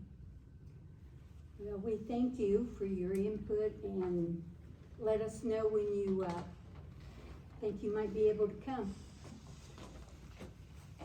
Okay, so there is a fees for that, for the site visit and all of that. So how do we just email you a scope with, If you wanna send it to me, I'll figure out where we're going with that and send it to the right people, Okay. okay? sounds good. Okay, All well, right, well, it was great to meet everybody. Thank you for the opportunity, and we hope we'll get up there and get to see you all and see your park very soon. well, thank you, guys. Thanks, guys. Thanks, Chris. You're evaluating Canhart. Canhart's quite the vacation spot. Now that it's a little less on the record, is there anything I can answer, questions or concerns or anything along those lines? I know those That's good information. Who's expected to run? Muncie Area Disc Golf Club would Oh. absolutely, but like the best way to describe it is Muncie Area Disc Golf Club, we would be helping kind of spearhead the like construction and all that stuff, like of anything, and most of it is honestly just, okay, you box off a square and then you pour a hole for the pad, like that's all the construction that you typically goes on. And we've done a lot of that ourselves and we have no problem doing it. It becomes like, especially I know the community, you can get a league out here started, no problem. We could help start that league, no problem. We would even probably be using it a couple times a month as our club. And then, like you mentioned before, the donation box goes a really far way, like Boondocks. They have on hole one, like, hey, anything you can donate, usually it's like $3 a round or whatever. You put it in there and then you can start adding up those fees. That helps. You know, that would just be money for you guys, really is what that is. Basically is a, hey, thank you for letting us use the area. Does that help answer your question at all, or? Sorta. Oh, I'm trying to figure out what your responsibility would be. Yeah, I was getting ready to say, what does run it Yeah. sound like? What does that look like? Yeah, what does that look Day like? to day, month to month, week to week? what- Honestly, like once it gets installed, like you can ask the Muncie Parks Board, like you kind of just treat it like, oh hey, we planted a new tree and that's the sign, and it's just one little extra thing to weed eat around like every so often. And I will say a lot of it is volunteer work. Like I said, I did 3 hours worth of stuff cleaning out for our upcoming tournament next month this morning, and just more volunteer work. And I'm not the only person that does this. Last 2 Saturdays ago, we got like 30 or 40 hours worth of volunteer work in just 5 or 6 because we had so many people come help like maintain things and that sort of thing. And usually it's like a quarterly thing where you just have a volunteer day, people come out, they clean up the things that need cleaned up. If like, say some big trees fell and we need help moving those out of the way, or if you need, like say there's grass growing up in areas they shouldn't be, we kind of trim those up, and it's very easy. We do that quite often with Muncie. Does that help answer your question? Well, to run it? to sign up to use this Oh, course, just to sign up to use it, like would that involve the park? it totally could be if you like. We're happy to pay you guys for it, is what I'm saying. Where like that money, where people come in and say, oh, we're on hole one, it's a free course, but they have a donation box. Okay. So like if you guys were gonna have tournaments, you would schedule that through the park. Absolutely. Like if And Muncie it was would be coming like- to Newcastle to play, you guys would contact us and say, hey, we wanna use your course on this Absolutely. Saturday. And typically it's a thing you book out 90 days in advance, so we can work with each other, and you guys are like, hey, we already have something going on this day. That's All right, I'm fine. about Yeah, cause conflict. Totally. our website can handle that actually. Absolutely. We have that, so that would be super simple to schedule that out, even on the website. Yeah, Like- and tournaments like that, they schedule out at least that far, so that helps deal with conflict and stuff. One other thing, yeah. No, please, go ahead. Ownership. That's why I wanted to name it Veterans Memorial. It's your guys's. Basically, we're here to volunteer our time to put it in and help in any way we can. Let's be clear. Obviously, if we got mad and said, no, you have to leave. Yeah, absolutely. Like, let's be clear, that can happen. Okay. If you guys are like, you decide down the road, like, you know what, we don't want a disc golf course in. It can never be your land is what I'm No, trying to no, get at. no. We do it with Muncie, and the Lions Club is where the Yorktown course is. Basically, they just say, hey, it's your guys to do whatever you like with. I say that roughly. We still talk to them like, hey, we're gonna do this. Is there any way this can be moved? And they come to us like, hey, we're gonna put in a playground. Is this gonna conflict with anything? And we work together on a lot of things. But the ownership of the land and the property is your guys's. Does that make sense? Does that help? Okay. And any of the equipment that needs to be replaced, we would be, That's where, like, so, that's where the clubs kind of help with things. Like, we are, like, my club is responsible for replacing baskets if something gets damaged at the Muncie and Yorktown courses. Because the baskets are ours because we bought them, but if you guys own them, that's where that box comes in, or that's where, like, the sign sponsorship stuff comes in, where you can renew those every 2 to 3 years. And that way more than covers anything you guys might have to replace over the years. So, like, the baskets we have at Yorktown, those have lasted courses installed in 2009.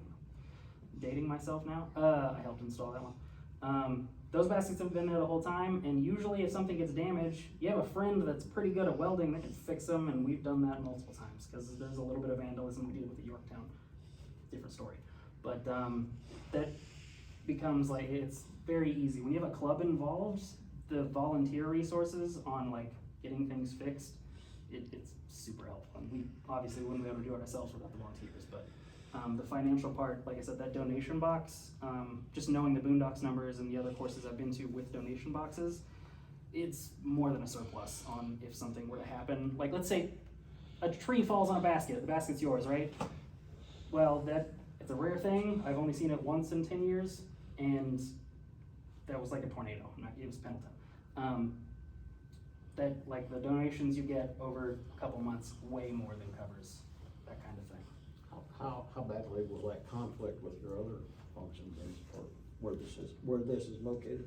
I think we've mapped it out pretty much. I mean, we voiced that concern of being near shelters and things like that, and he's done a really good job of kind of breaking it down. I know, Mike, you missed the first of this conversation when we started with them, so this is actually our park. Yep, this is Memorial. And then these red areas were areas that I personally mapped out. We're like, hey, don't go near those because, you know, no areas. You don't play in a pond? Nope. Like, this was like a pond that we could kind of be close to, but you don't want to use it. This was the nature area. That's the, amphitheater, thank you. Amphitheater, and then there's just some other things like playgrounds. So, and then these yellow lines, or orange lines, are like mapped out holes. We had just rough ideas. The yellow lines were ones we hadn't walked yet, but part of our rough draft. And then the white line there is just those roads. So you don't feel it's a conflict with the usage of the park? I mean, now if they're hosting a multiple hundred people event out here, I That's mean, something but that's a different. different type of ordeal. But Daily the use is normal, what I'm talking no, about. absolutely not. I think it would be a good thing. Is there a Newcastle club yet? Not really, sort of, right? Like, Yeah, I mean, there was a few people around. Not an official But club. nobody- but the second you get like a big course involved and you get like, oh, there's people from Pendleton that'll come in once a week to play the club league, like that's what Muncie is. Like we have 100 and something people that come out weekly, just like from the surrounding areas. So that's where this clubs start to form, is when you get the higher end course in, if that helps make sense. And then Muncie Area Disc Golf Club, we would be more than happy to help get something started with you guys down here, because we have the 15 years of experience in running them. We walked around, Yeah. Levi and I did, with them and pointed out areas that they, Well, I'm not against it, I'm just Yeah, no, wondering how day to day, no. would conflict with the park. What I've always kind of conflated disc golf to, it's hiking or walking for people that like to count. Like, okay, I'm gonna throw 3, Yes, you and you're did, just didn't walking you? through a park. I was is trying to kind of what it remember who becomes. all was there. So you can think about it like, if you were to put, if you ignore it as what a disc golf course is and treat it like, oh, we're putting in trails, not fairways, it kind of becomes, okay, you just have more casual hikers and walkers through the park. Well, I noticed that she said there was a difference when they have to start adding trails and so forth. Yeah, but, yes. Like It's a like the case- last time I played over at Baker Park, there was a couple walking, they didn't have a disc, but they wanted to walk the course. Yeah. Just Yeah. to see what the Because course it was like. becomes like- They was following, you know, the rocks over there, because they call it the rock. They was following, they said, we just wanna see what this course is like, and we may go get interested in doing that. I said, yeah, Yep. nothing, you just have to throw a disc. Hazel's a lot like that too, where Hazel Parkway over in Carmel, they have walking trails throughout the entire thing. And they don't at all interrupt disc golf at all, so. And vice versa. Devil's advocate there. Yeah. I love it, I'm with it. I have arguments with myself all the time because I do it too much, so I'm with you. Any other questions I can kind of answer for you guys, or? Any other questions I can answer? Okay, this is more or less my own personal question, because I missed the past few meetings. The long thing is that, again, we have leagues on Monday nights, so it's kind of hard for me and Zach to get down here sometimes. What happened with the whole South 90 thing? Is there a 3-sentence roundup since last November? To be determined. Perfect, all right, we're still on it, I love it. TBD. Is that okay? I love it. Again, I just wanted to make sure I didn't miss out on like, oh, we came to a consensus or something, so. Okay, thank you very much, guys, I appreciate your time. Thanks. Okay. Now, the park budget review. Yeah. Assume that's the rest of the stack. Not all of it, but some of it. All the long Do sheets. you want long sheets? So, okay, so you've got we have two funds. We have our 1179, which is our county fund, and we have our 1117, which is our rental fund. And at the top of that, the two look the same kinda, except for where one says 1179. This one's gonna be the harder, it's not really harder, but there's more in depth. So this is all 1179? Just a couple pages here. And there's not really much change to this as far as last year, so these are all 1117. These are 1179. They suggested us do 3% increases, so that's what we did for, everything. Obviously our longevity is, it went up because, we have another employee that gets that this year. Social security, retirement, workman's comp, all that stuff is not determined by us.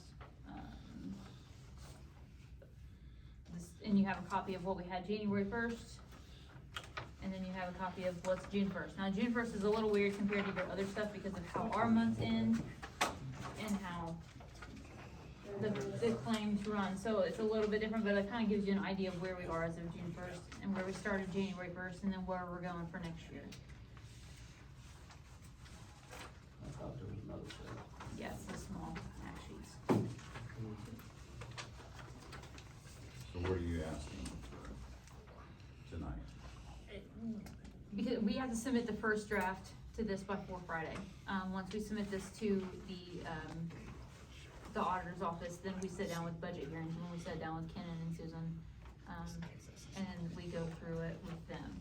So this is just to give you guys, this is what I'm asking, or we are asking for from the county, for these funds. Again, nothing crazy has changed in this one. Now This is just got the 3% increases. Most of these didn't even change, like our postage didn't change, printing it, we didn't change. The ones that went up are like our gas and our electric, which, is, usually it's gonna go up. Our gas, oil and lube went up. I actually dropped our tire and tubes down. So we're trying to maintain it from around about the same thing. Our salaries went up 3% as requested, but that won't be, that's determined by the Is this repairs and maintenance gonna be sufficient? that's around about what we had for this year. I could repair a whole lot, but, to be reasonable. Close your ears, Steve. Well, I can ask for whatever I want, but, there's no sense of going and asking for $11,000 when we only got 3 for this year. No, but I'd go in a little high, knowing that they're gonna reduce it. Well, 1179. 16 years of township trustee. So Again, yes, repair and we- maintenance supplies from the county, we've asked for none. because they took that away from us last year and made us pay for it out of the 1117. So, same way with office supplies. So so I did not add them back into the 1179 because they took them out last year. When are you gonna be on the campaign? It ain't his decision. So, there's been a little bit. You have to also understand, council is setting the Yeah. budget, not the commissioners. Commissioners get theirs whacked just like everybody else. Most of these are same, or do they have the 3% built in? The gas, oil, and lube, and the, gas and electric, the insurance, all that stuff went up. Our trash service went up a little bit because of our increase there, so it covered that. Training stayed the same, laundry stayed the same, equipment rentals went up a little bit because we did, have those porta potties through the winter.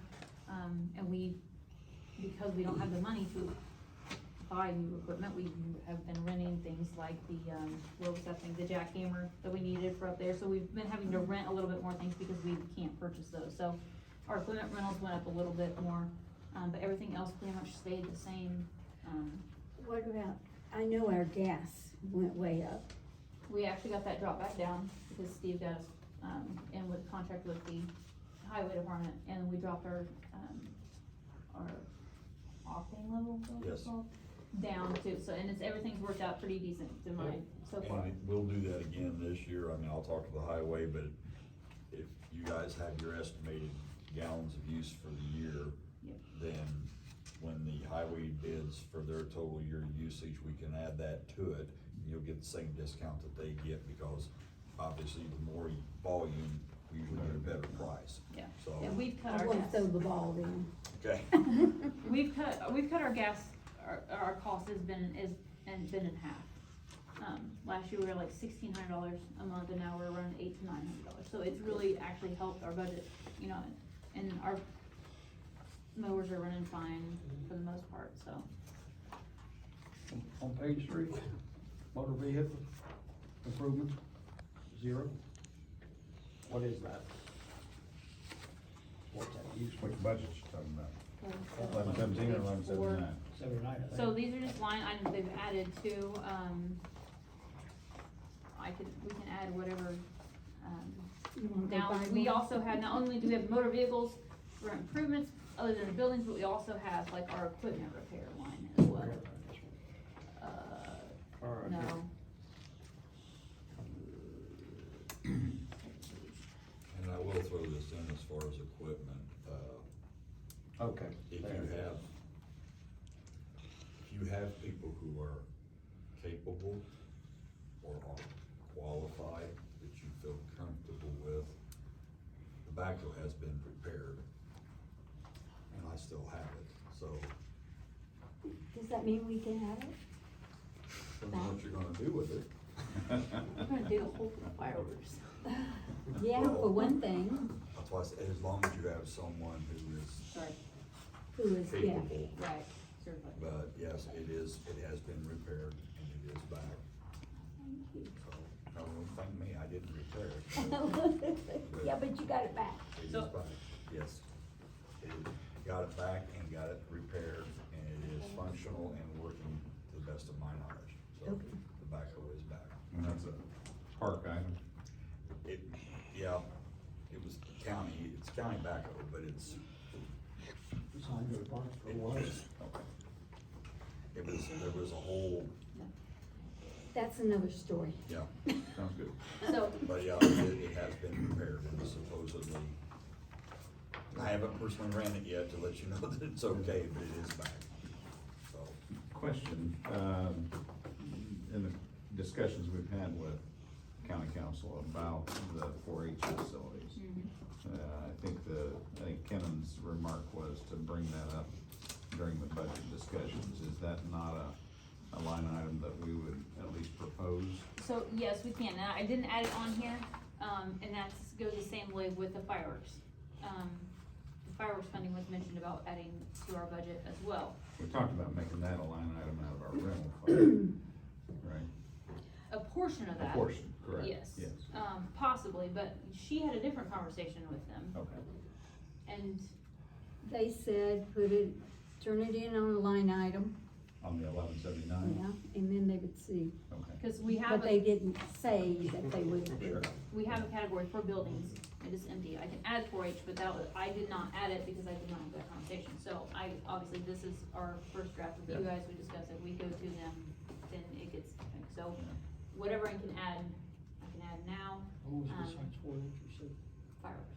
Fireworks.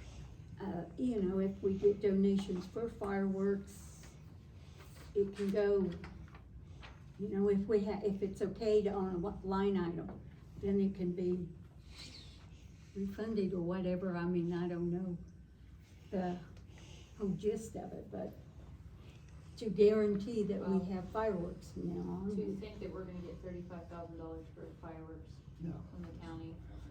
Probably not. But You got 10. Reasonable Maybe here, half. but yes, If you like got I'm 10. saying, like, I mean, do we wanna ask that from the county, or do we could take that out of our rental fund?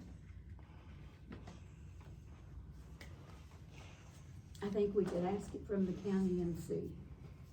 Maybe they'll come up with half or something. What do you think? No? You're not smiling. No, because when it comes to money, I never do.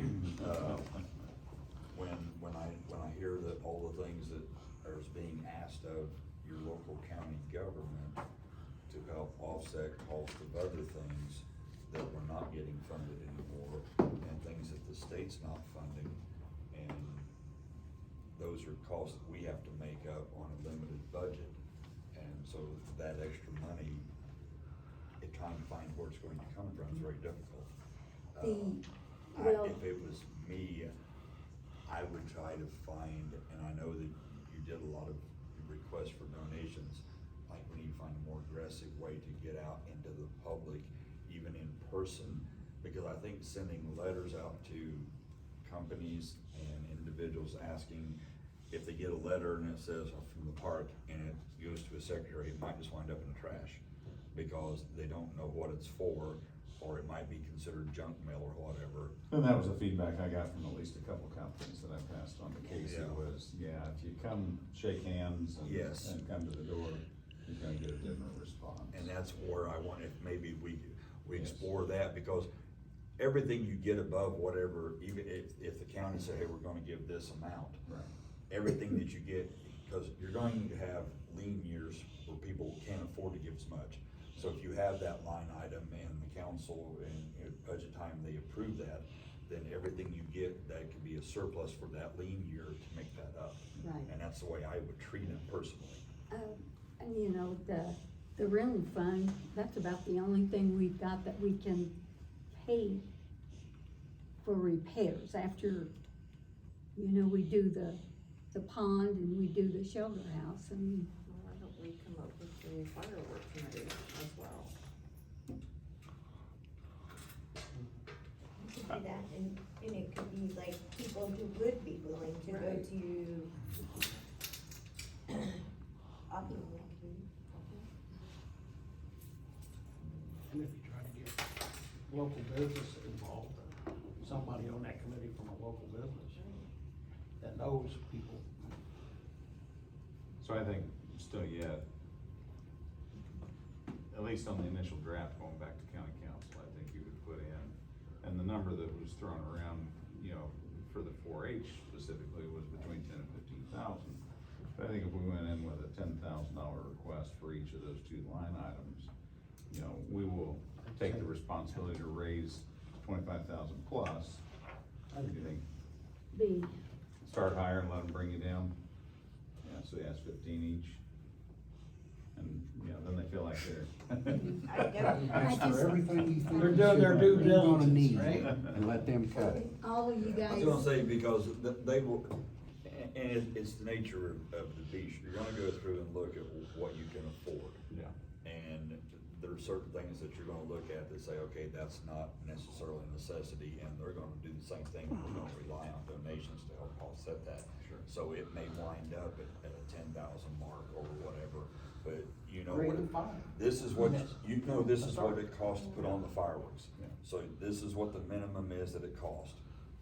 I'd throw that figure out and you go from there and see what you can get. Start with 35. Because we don't know, and with inflation and everything like it is, it's a roller coaster that we're all on. And I mean, trying to meet is difficult. If I understood you right, it was never a responsibility of the park board No. to do this till It was, last year. it was never the park gave them a place to set the fireworks off.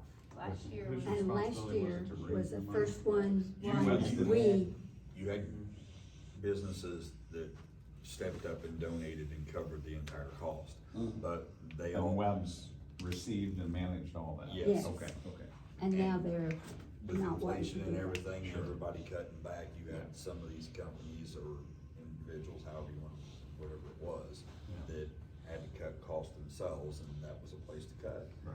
So those donations weren't quite as up there where they used to be, or you guys will have to look for different avenues or different businesses to help.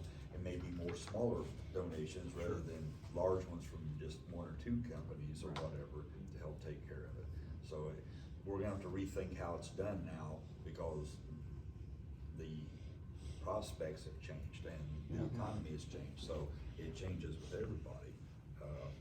It's obviously an event that the community doesn't wanna lose. There you go, Yes. and that's the thing, that's why the more you can get the community behind you, Yeah. then it's gonna make it easier on them. It's just, you have to rethink how it's been done in the past, because obviously things have changed, so. Now, I will say that Webb works with us. Oh, yeah. Yeah, they're amazing, and I met with them today, and, This is sweet. you know, he's personally going to a couple of them, that used to cover last year, or in years past before, because he's like, They lost the personal relationships. Does the Board of Tourism not have anything to do with it? No, it's solely Wild. and Sorry, I wanted to ask, sorry. They didn't have anything to do with it before. Sure, yeah, And I'm just then- shocked they're not like, oh, one of the biggest things Henry County does in And the I really wish year. we could get the chamber involved too, you know, they That's do what I their was own thinking. Why Memorial don't Day the parade chamber and be things like involved? that. No kidding. And I thought, you know, so maybe we explore those avenues. Well, I've brought it up at Main Street Association board meetings, you know, talking about, you know, talking about the fact that you're wanting us to go do more door knocking, asking for more money. Why is there not a better process for doing it? As we've got now increasing numbers of organizations that are inquiring for money. Okay, so And as inflation goes and the economy does its roller coaster, it makes it difficult. It does. Okay. Alright, yo-yos, the 1179, we had the 4-H barns, 4-H buildings, 15,000, and then fireworks, 35,000.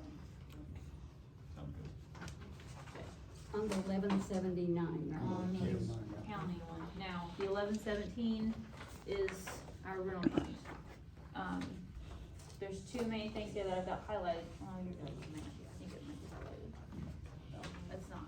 Okay, so, second page, so our rental fund budget, where are we at? I think we're right around 60,000, 50 something as of June. It's on your plans report, anyways, 50 to 60,000, in that fund. We determine how much we ask for this appropriation, upfront. Oh, yeah, how much out of it? Yeah, that we are expecting to use out of that, and then of course that will go through that. There's two things that I wanted to add this year, are events, like supplies for our events. Our vendor fund money, the money that we get from our vendors goes right back into that rental fund account. But we don't have a line item for me to buy, like, we gotta buy prizes. So our vendors, I never spend more than what we bring in from our vendors, but we don't have a line item for me to pull that from, to keep those separate. So I added the event supplies line, and I put $1,000 on that line, because I know our vendors, For a whole year? we cover that, I will not go over that, and that money, it'll even out, because like I said, we put that vendor money right back into the rental fund account. And then we actually, Page 2. In the 1117? yes, we've actually. See the shaded area? No. Oh, I might not have. Okay. Forwarded it. So as of right now, we've deposited $2,438 from vendor fees from this year, and we still have Fall Fest and, Christmas. But you wanna just turn in 1,000 to Yeah, cause take it's not, that? we don't use that much, I mean, Okay. just enough to cover our prizes and things like that, and we're kind of gonna reconstruct next year, like our events, and do some things a little different, get more sponsors and businesses and things like that involved, but I thought $1,000 was reasonable, to start out with. Cover our ducks for the parade. Absolutely, Yes. because we all know we need ducks for parades, so, That's so fun. I've been seeing them on antennas, yeah, on cars, so, if they got an antenna. Are we doing the Moreland thing? yes. Yes. The Moreland Fair. Oh, yeah. More Yeah, ducks. that was fun last We year. need more did that ducks, last year. Levi. So that was the change on that. The other one, this was brought up, would be the superintendent house repair line. That was asked from the county council to put that in our line, so we knew, we could keep track of those repairs. So far this year, I have not done anything,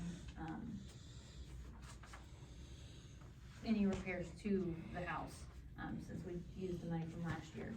But the county council wanted that put into our budget.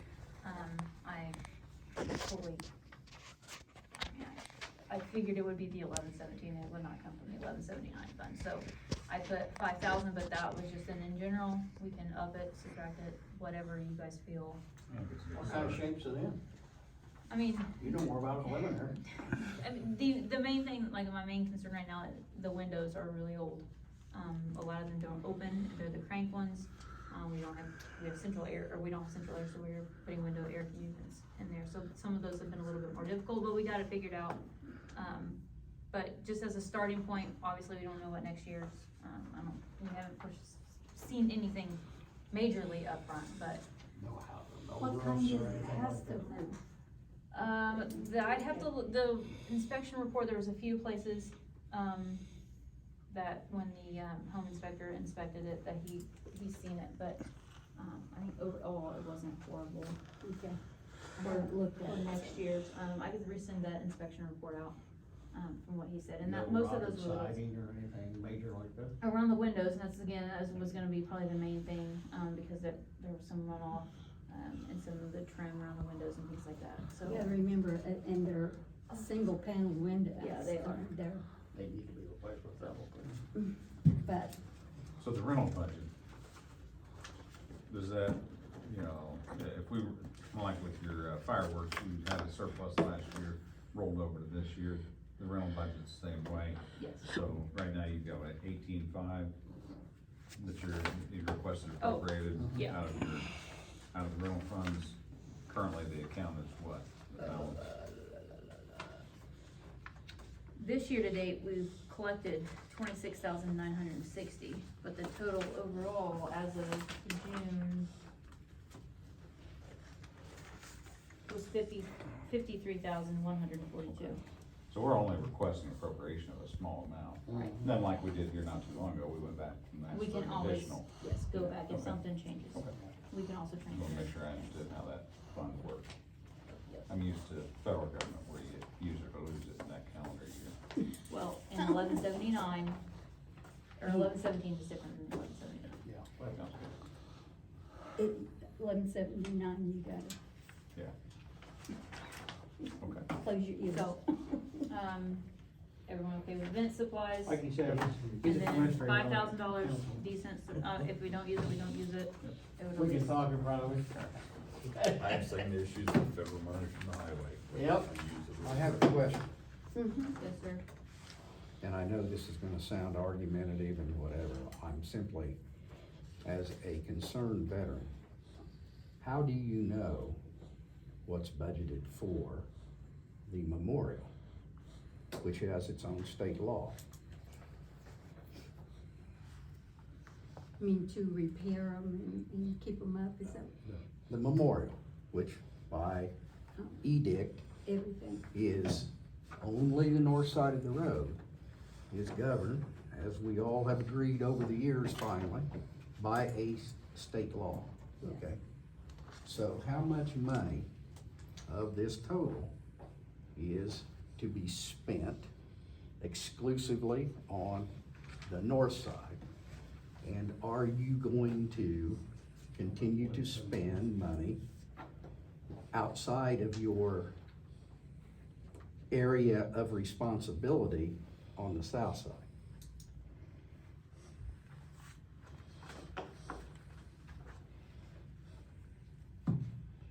You guys know that you, I don't.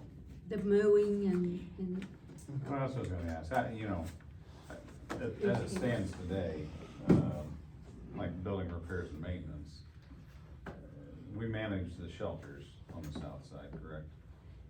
Yes. Do we? Very little. so far.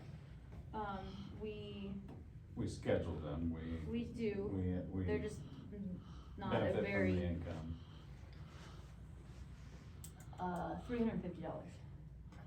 But if it comes to maintenance, if it needs a new roof or something like that, is that also on our docket? I think it is. We said maintenance and, or mowing and maintenance, but Of the south. Only thing in the contract is mowing is the mowing and maintenance. around, No, Mowing. on the area for the expo center. Okay. yeah, The Cardinal Field, is ours. no, No, Well, no, but, it's not, but see, the look, stables take care of that, correct? no. No, Oh, okay. The mowing over on the south 90 has always been the responsibility of the park, and it will always be the responsibility of the park, and this is all the park. We're gonna sit here and split hairs now till the day that God comes back and this is gonna be something that is just gonna drive everybody insane, and it's an argument we shouldn't even be having, so. Exactly, but we are having it, and by Certain law. people are having it. And by law, no, by law, this board is only to take care of the memorial. Now, if you and the rest of the people wanna come off the, whatever it is you are, and say that's all part of the memorial, then you got no problem, Steve. I've said that to you before. Would you please tell me under what made that not part of the memorial? Can you tell me how that happened?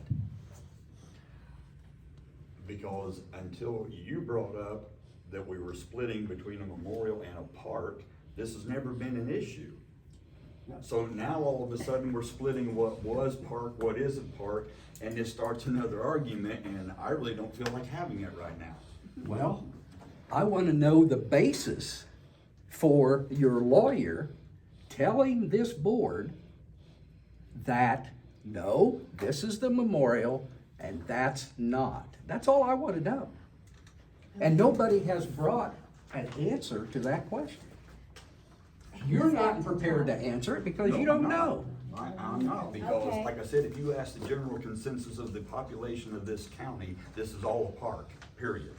It's not just a Well, park. see, and that's where you get the entire population of the county up in arms, because it is a park, so. Steve, Okay. with all due respect, do you have no respect for veterans? Get through the Now, see, meeting. that there is what really takes me off when you say that. Because if I didn't have respect for veterans, or the commissioners didn't have respect for veterans, we would not have a museum here right now. No. That's I'm all right. talking about- Hey, Guys, we've gotta get through this, please. We'll continue this sometime later. We will, here later in the meeting. I That's mean, what- not tonight, that's what my we gotta time's get about. through this. Well, I know.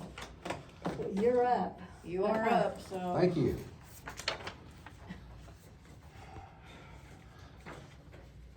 Thank you for allowing me to be here tonight. I'll try to keep this brief. I'm going to read from my prepared material. You all have it in front of you. The reason for this is there are several memorandums that I want to bring to everyone's attention, including everyone in Henry County. The title of this is the South 90, actually part of the Henry County Memorial Park. The purpose of my presentation tonight is to attempt to give some facts to the problem of one or two parks in Henry County. Some may not realize that there is a problem, having lived their lives, as I have believing that all of Henry County Memorial Park was the same, a memorial that happened to be a park. Not so long ago, my bubble was burst by a county commissioner, and now I am putting up some factual evidence that may help the problem or not. First, I would like to give some definitions of terms used in some of the documents presented. The first word is jurisdiction, the power, right, or authority to interpret and apply the law, the limits or territory within which authority may be exercised.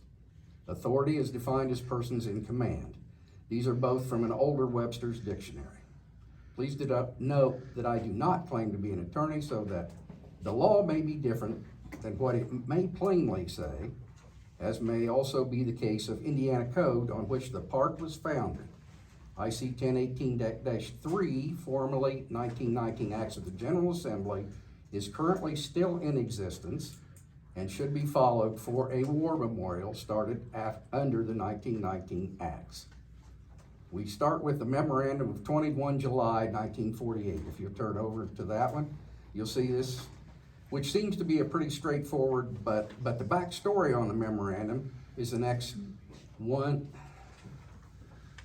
2 pages hence, which outlines an agreement with the 4-H Club and the Park Board and Commissioners concerning the highway garage, now known as the W.G. Smith Building. It appears that there is an agreement that gives Memorial Park property to the Commissioners. Note the use of located within the boundary of Memorial Park. I believe that the first memorandum was given to the Board of Trustees by the Commissioners to alleviate any fear that they would take any more park property than stated in the second memorandum. Also note the use of the term shall be considered a part of Memorial Park of Henry County, Indiana, and shall be under the exclusive supervision and control of the Board of Trustees of said Memorial Park. That sounds pretty clear and final, but as we know, the memorandum on the golf course only lasted for another 70 or so years. Also uses that word jurisdiction. We turn now to 13 September 1957 for the memorandum which created the W.G. Smith Building and the current 4-H complex. Basically, 4-H got what it needed and the park got to maintain the area and administer its use outside of specific instances.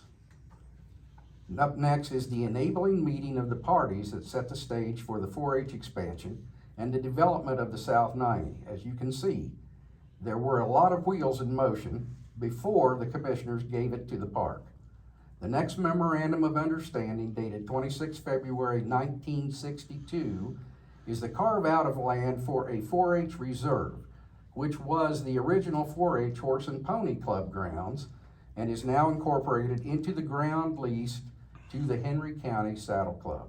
Finally, we have the actual record of the commissioners' meeting that gave 90.07 acres from the jurisdiction of the Henry County Farm to Henry County Park Board per legal description.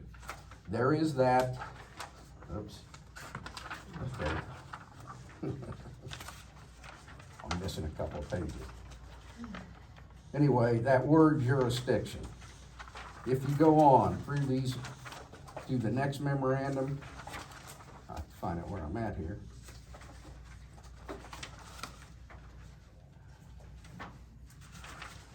Okay, 57.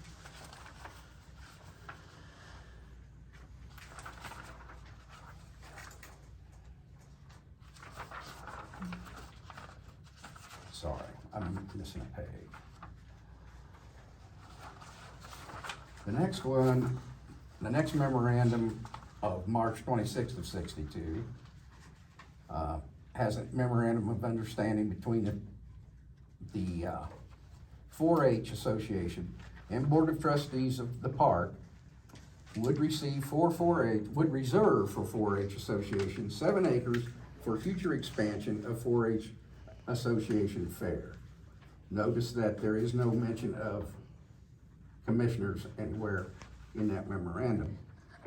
John McGrady, the superintendent, also reported he wished to have the 90 acres from the county home to be surveyed by an aerial survey organized from South Bend. Estimated cost to be around $380. Board agreed that if this could be taken out of $7,000 appropriated for land development. McGrady be authorized to have the work done. The $7,000 appropriation was done for the expansion of the park, which is in one of the two things mentioned in 1018-3. Expansion is only mentioned in the context of gifts to the park and providing a fund for the care, custody, etc., and expansion of the park every year. If you look on 10-3, I think it's 18, somewhere in there. The next one is about a youth center.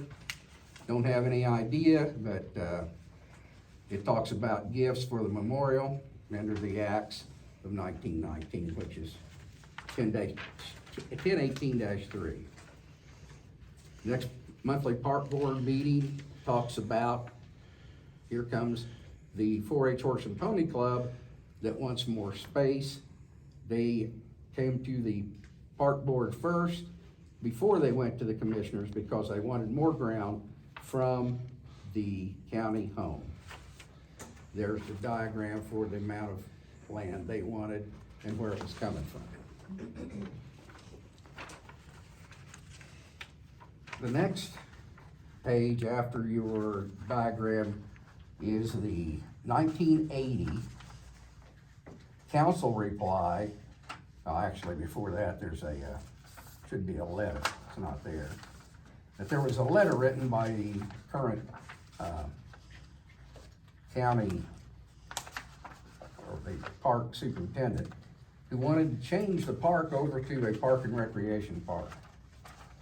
The answer was given by the county council as follows: this county council, having a deep feeling of respect for these veterans who gave their lives or served in one of the wars in which our country was involved, hereby makes this resolution. Be it resolved, the Henry County Memorial Park will continue to be operated under the same law in which it was conceived and dedicated. A constant reminder to all the Henry County citizens care, all that Henry County citizens care. Finally, again, here comes the Saddle Club wants to build an indoor arena, and they come to the members of the park board. On home rule, which is IC 36-1-3, you see where the powers of a unit, okay? A unit would be the county commissioners. Except for provided in subsection B, a unit may exercise any power it has to the extent that the power is not expressly denied by the Indiana Constitution or by statute, and is not expressly granted to another entity. The running of Henry County Memorial Park is granted to the board yourselves and not to the commissioners under Indiana law, a second Indiana law. The whole bottom line of this presentation is to let you know that you're supposed to take care of the park, and you do not have to answer, unless you want to the commissioners on some of these things. Another one is on this,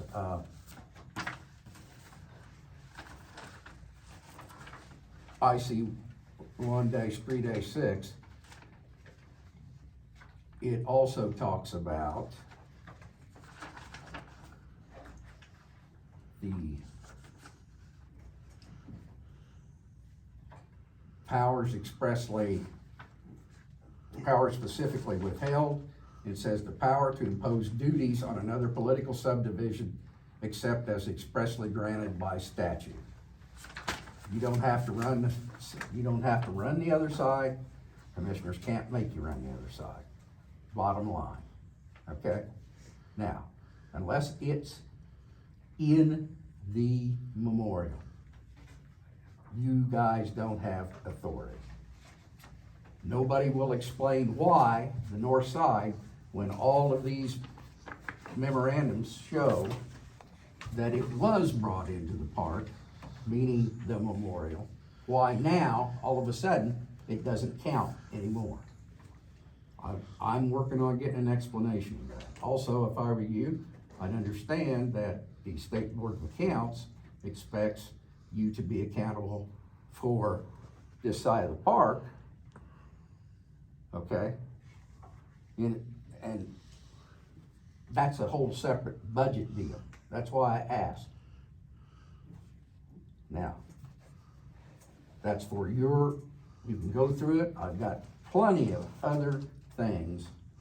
I've got stacks of information about this park. If you want to know, ask me. I'll find you the proof. Thank you. Thank you. And One follow-up question, we did not talk, we talked about 1117, 1179, we did not talk about this big here. Right. The only thing, we just did the 3% increases. The only thing that I have in question, which this is a county council, decision, there's one, that's highlighted on there. And that is because that employee is a part-time employee, but does the exact same things as these full-time employees. Yes. And that, again, I've talked to the auditor about that, but that is, a county council decision is how that works. But everything else is just the 3%, and there's no other increase. Just for RSA? Yeah, it just goes. And with that's the part of whole- 1179? Yes, yeah, it's gonna be figured in with that top part, but that was the only thing I highlighted, just so you guys knew that that was what it is, but. Everything else. Only last thing I have would be relative to the committees. We didn't talk about any kind of timelines.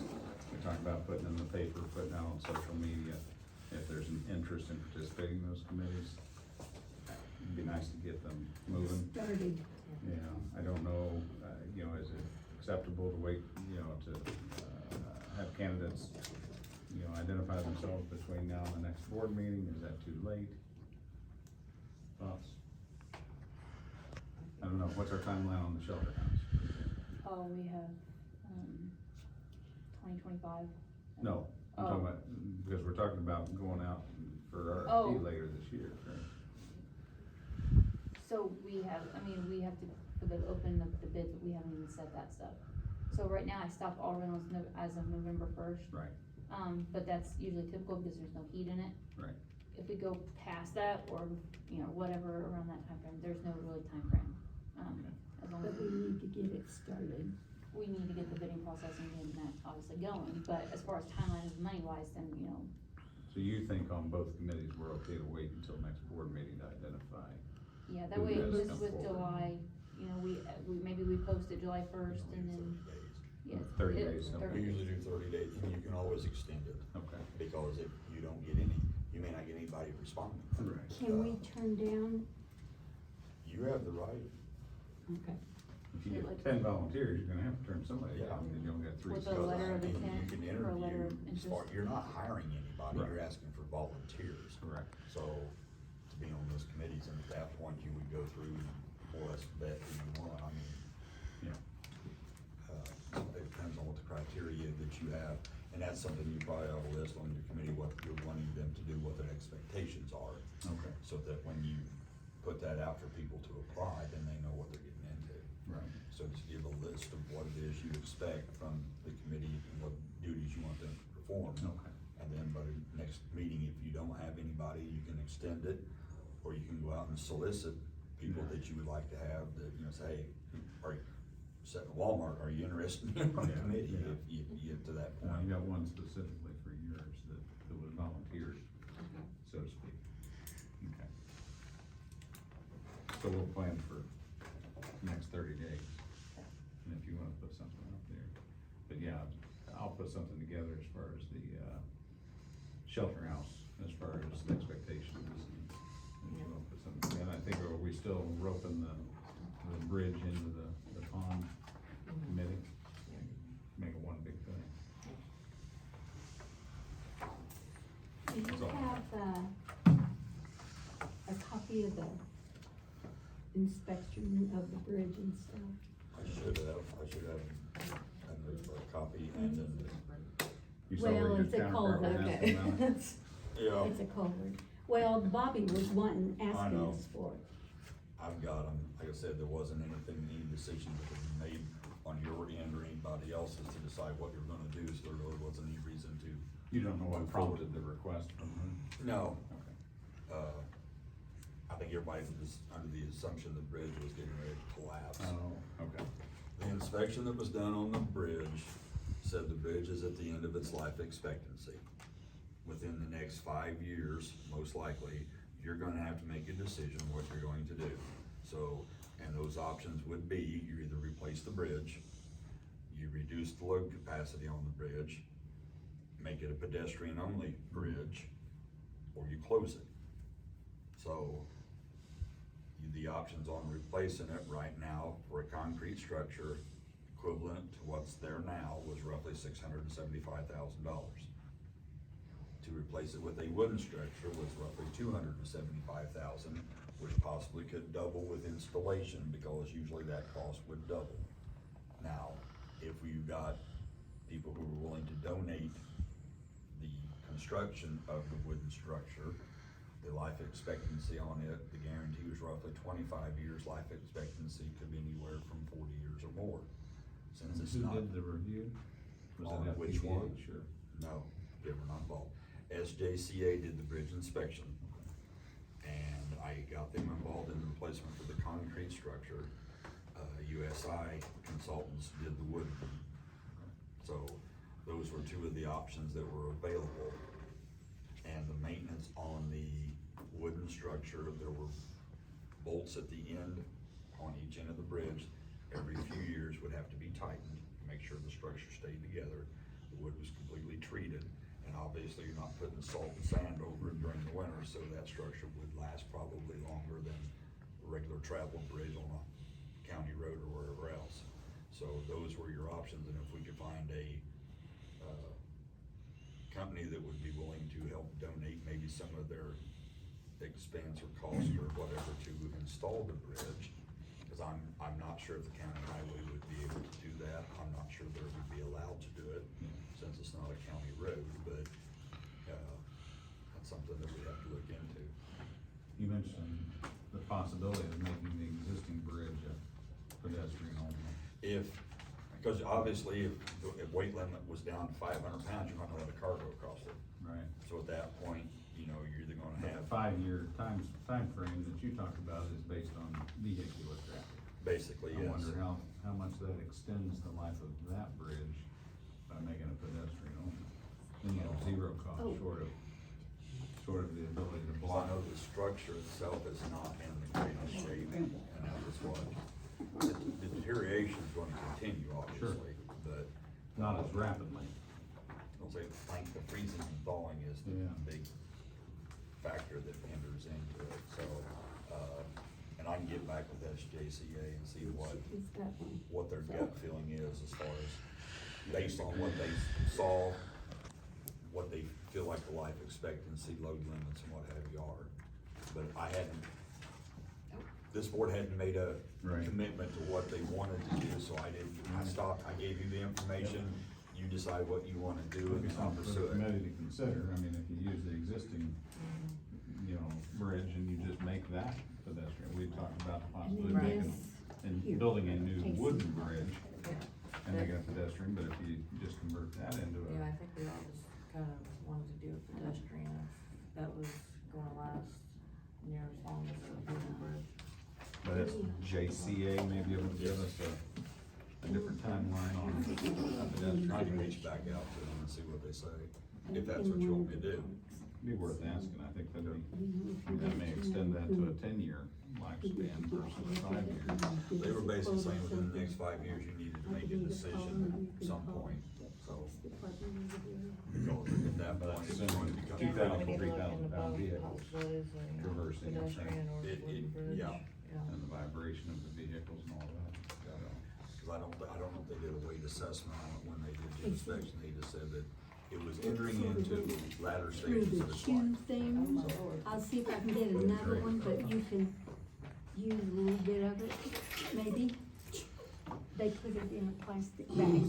So I move to adjourn. Yes. Good. We're done. Wow. Bridges are very expensive. But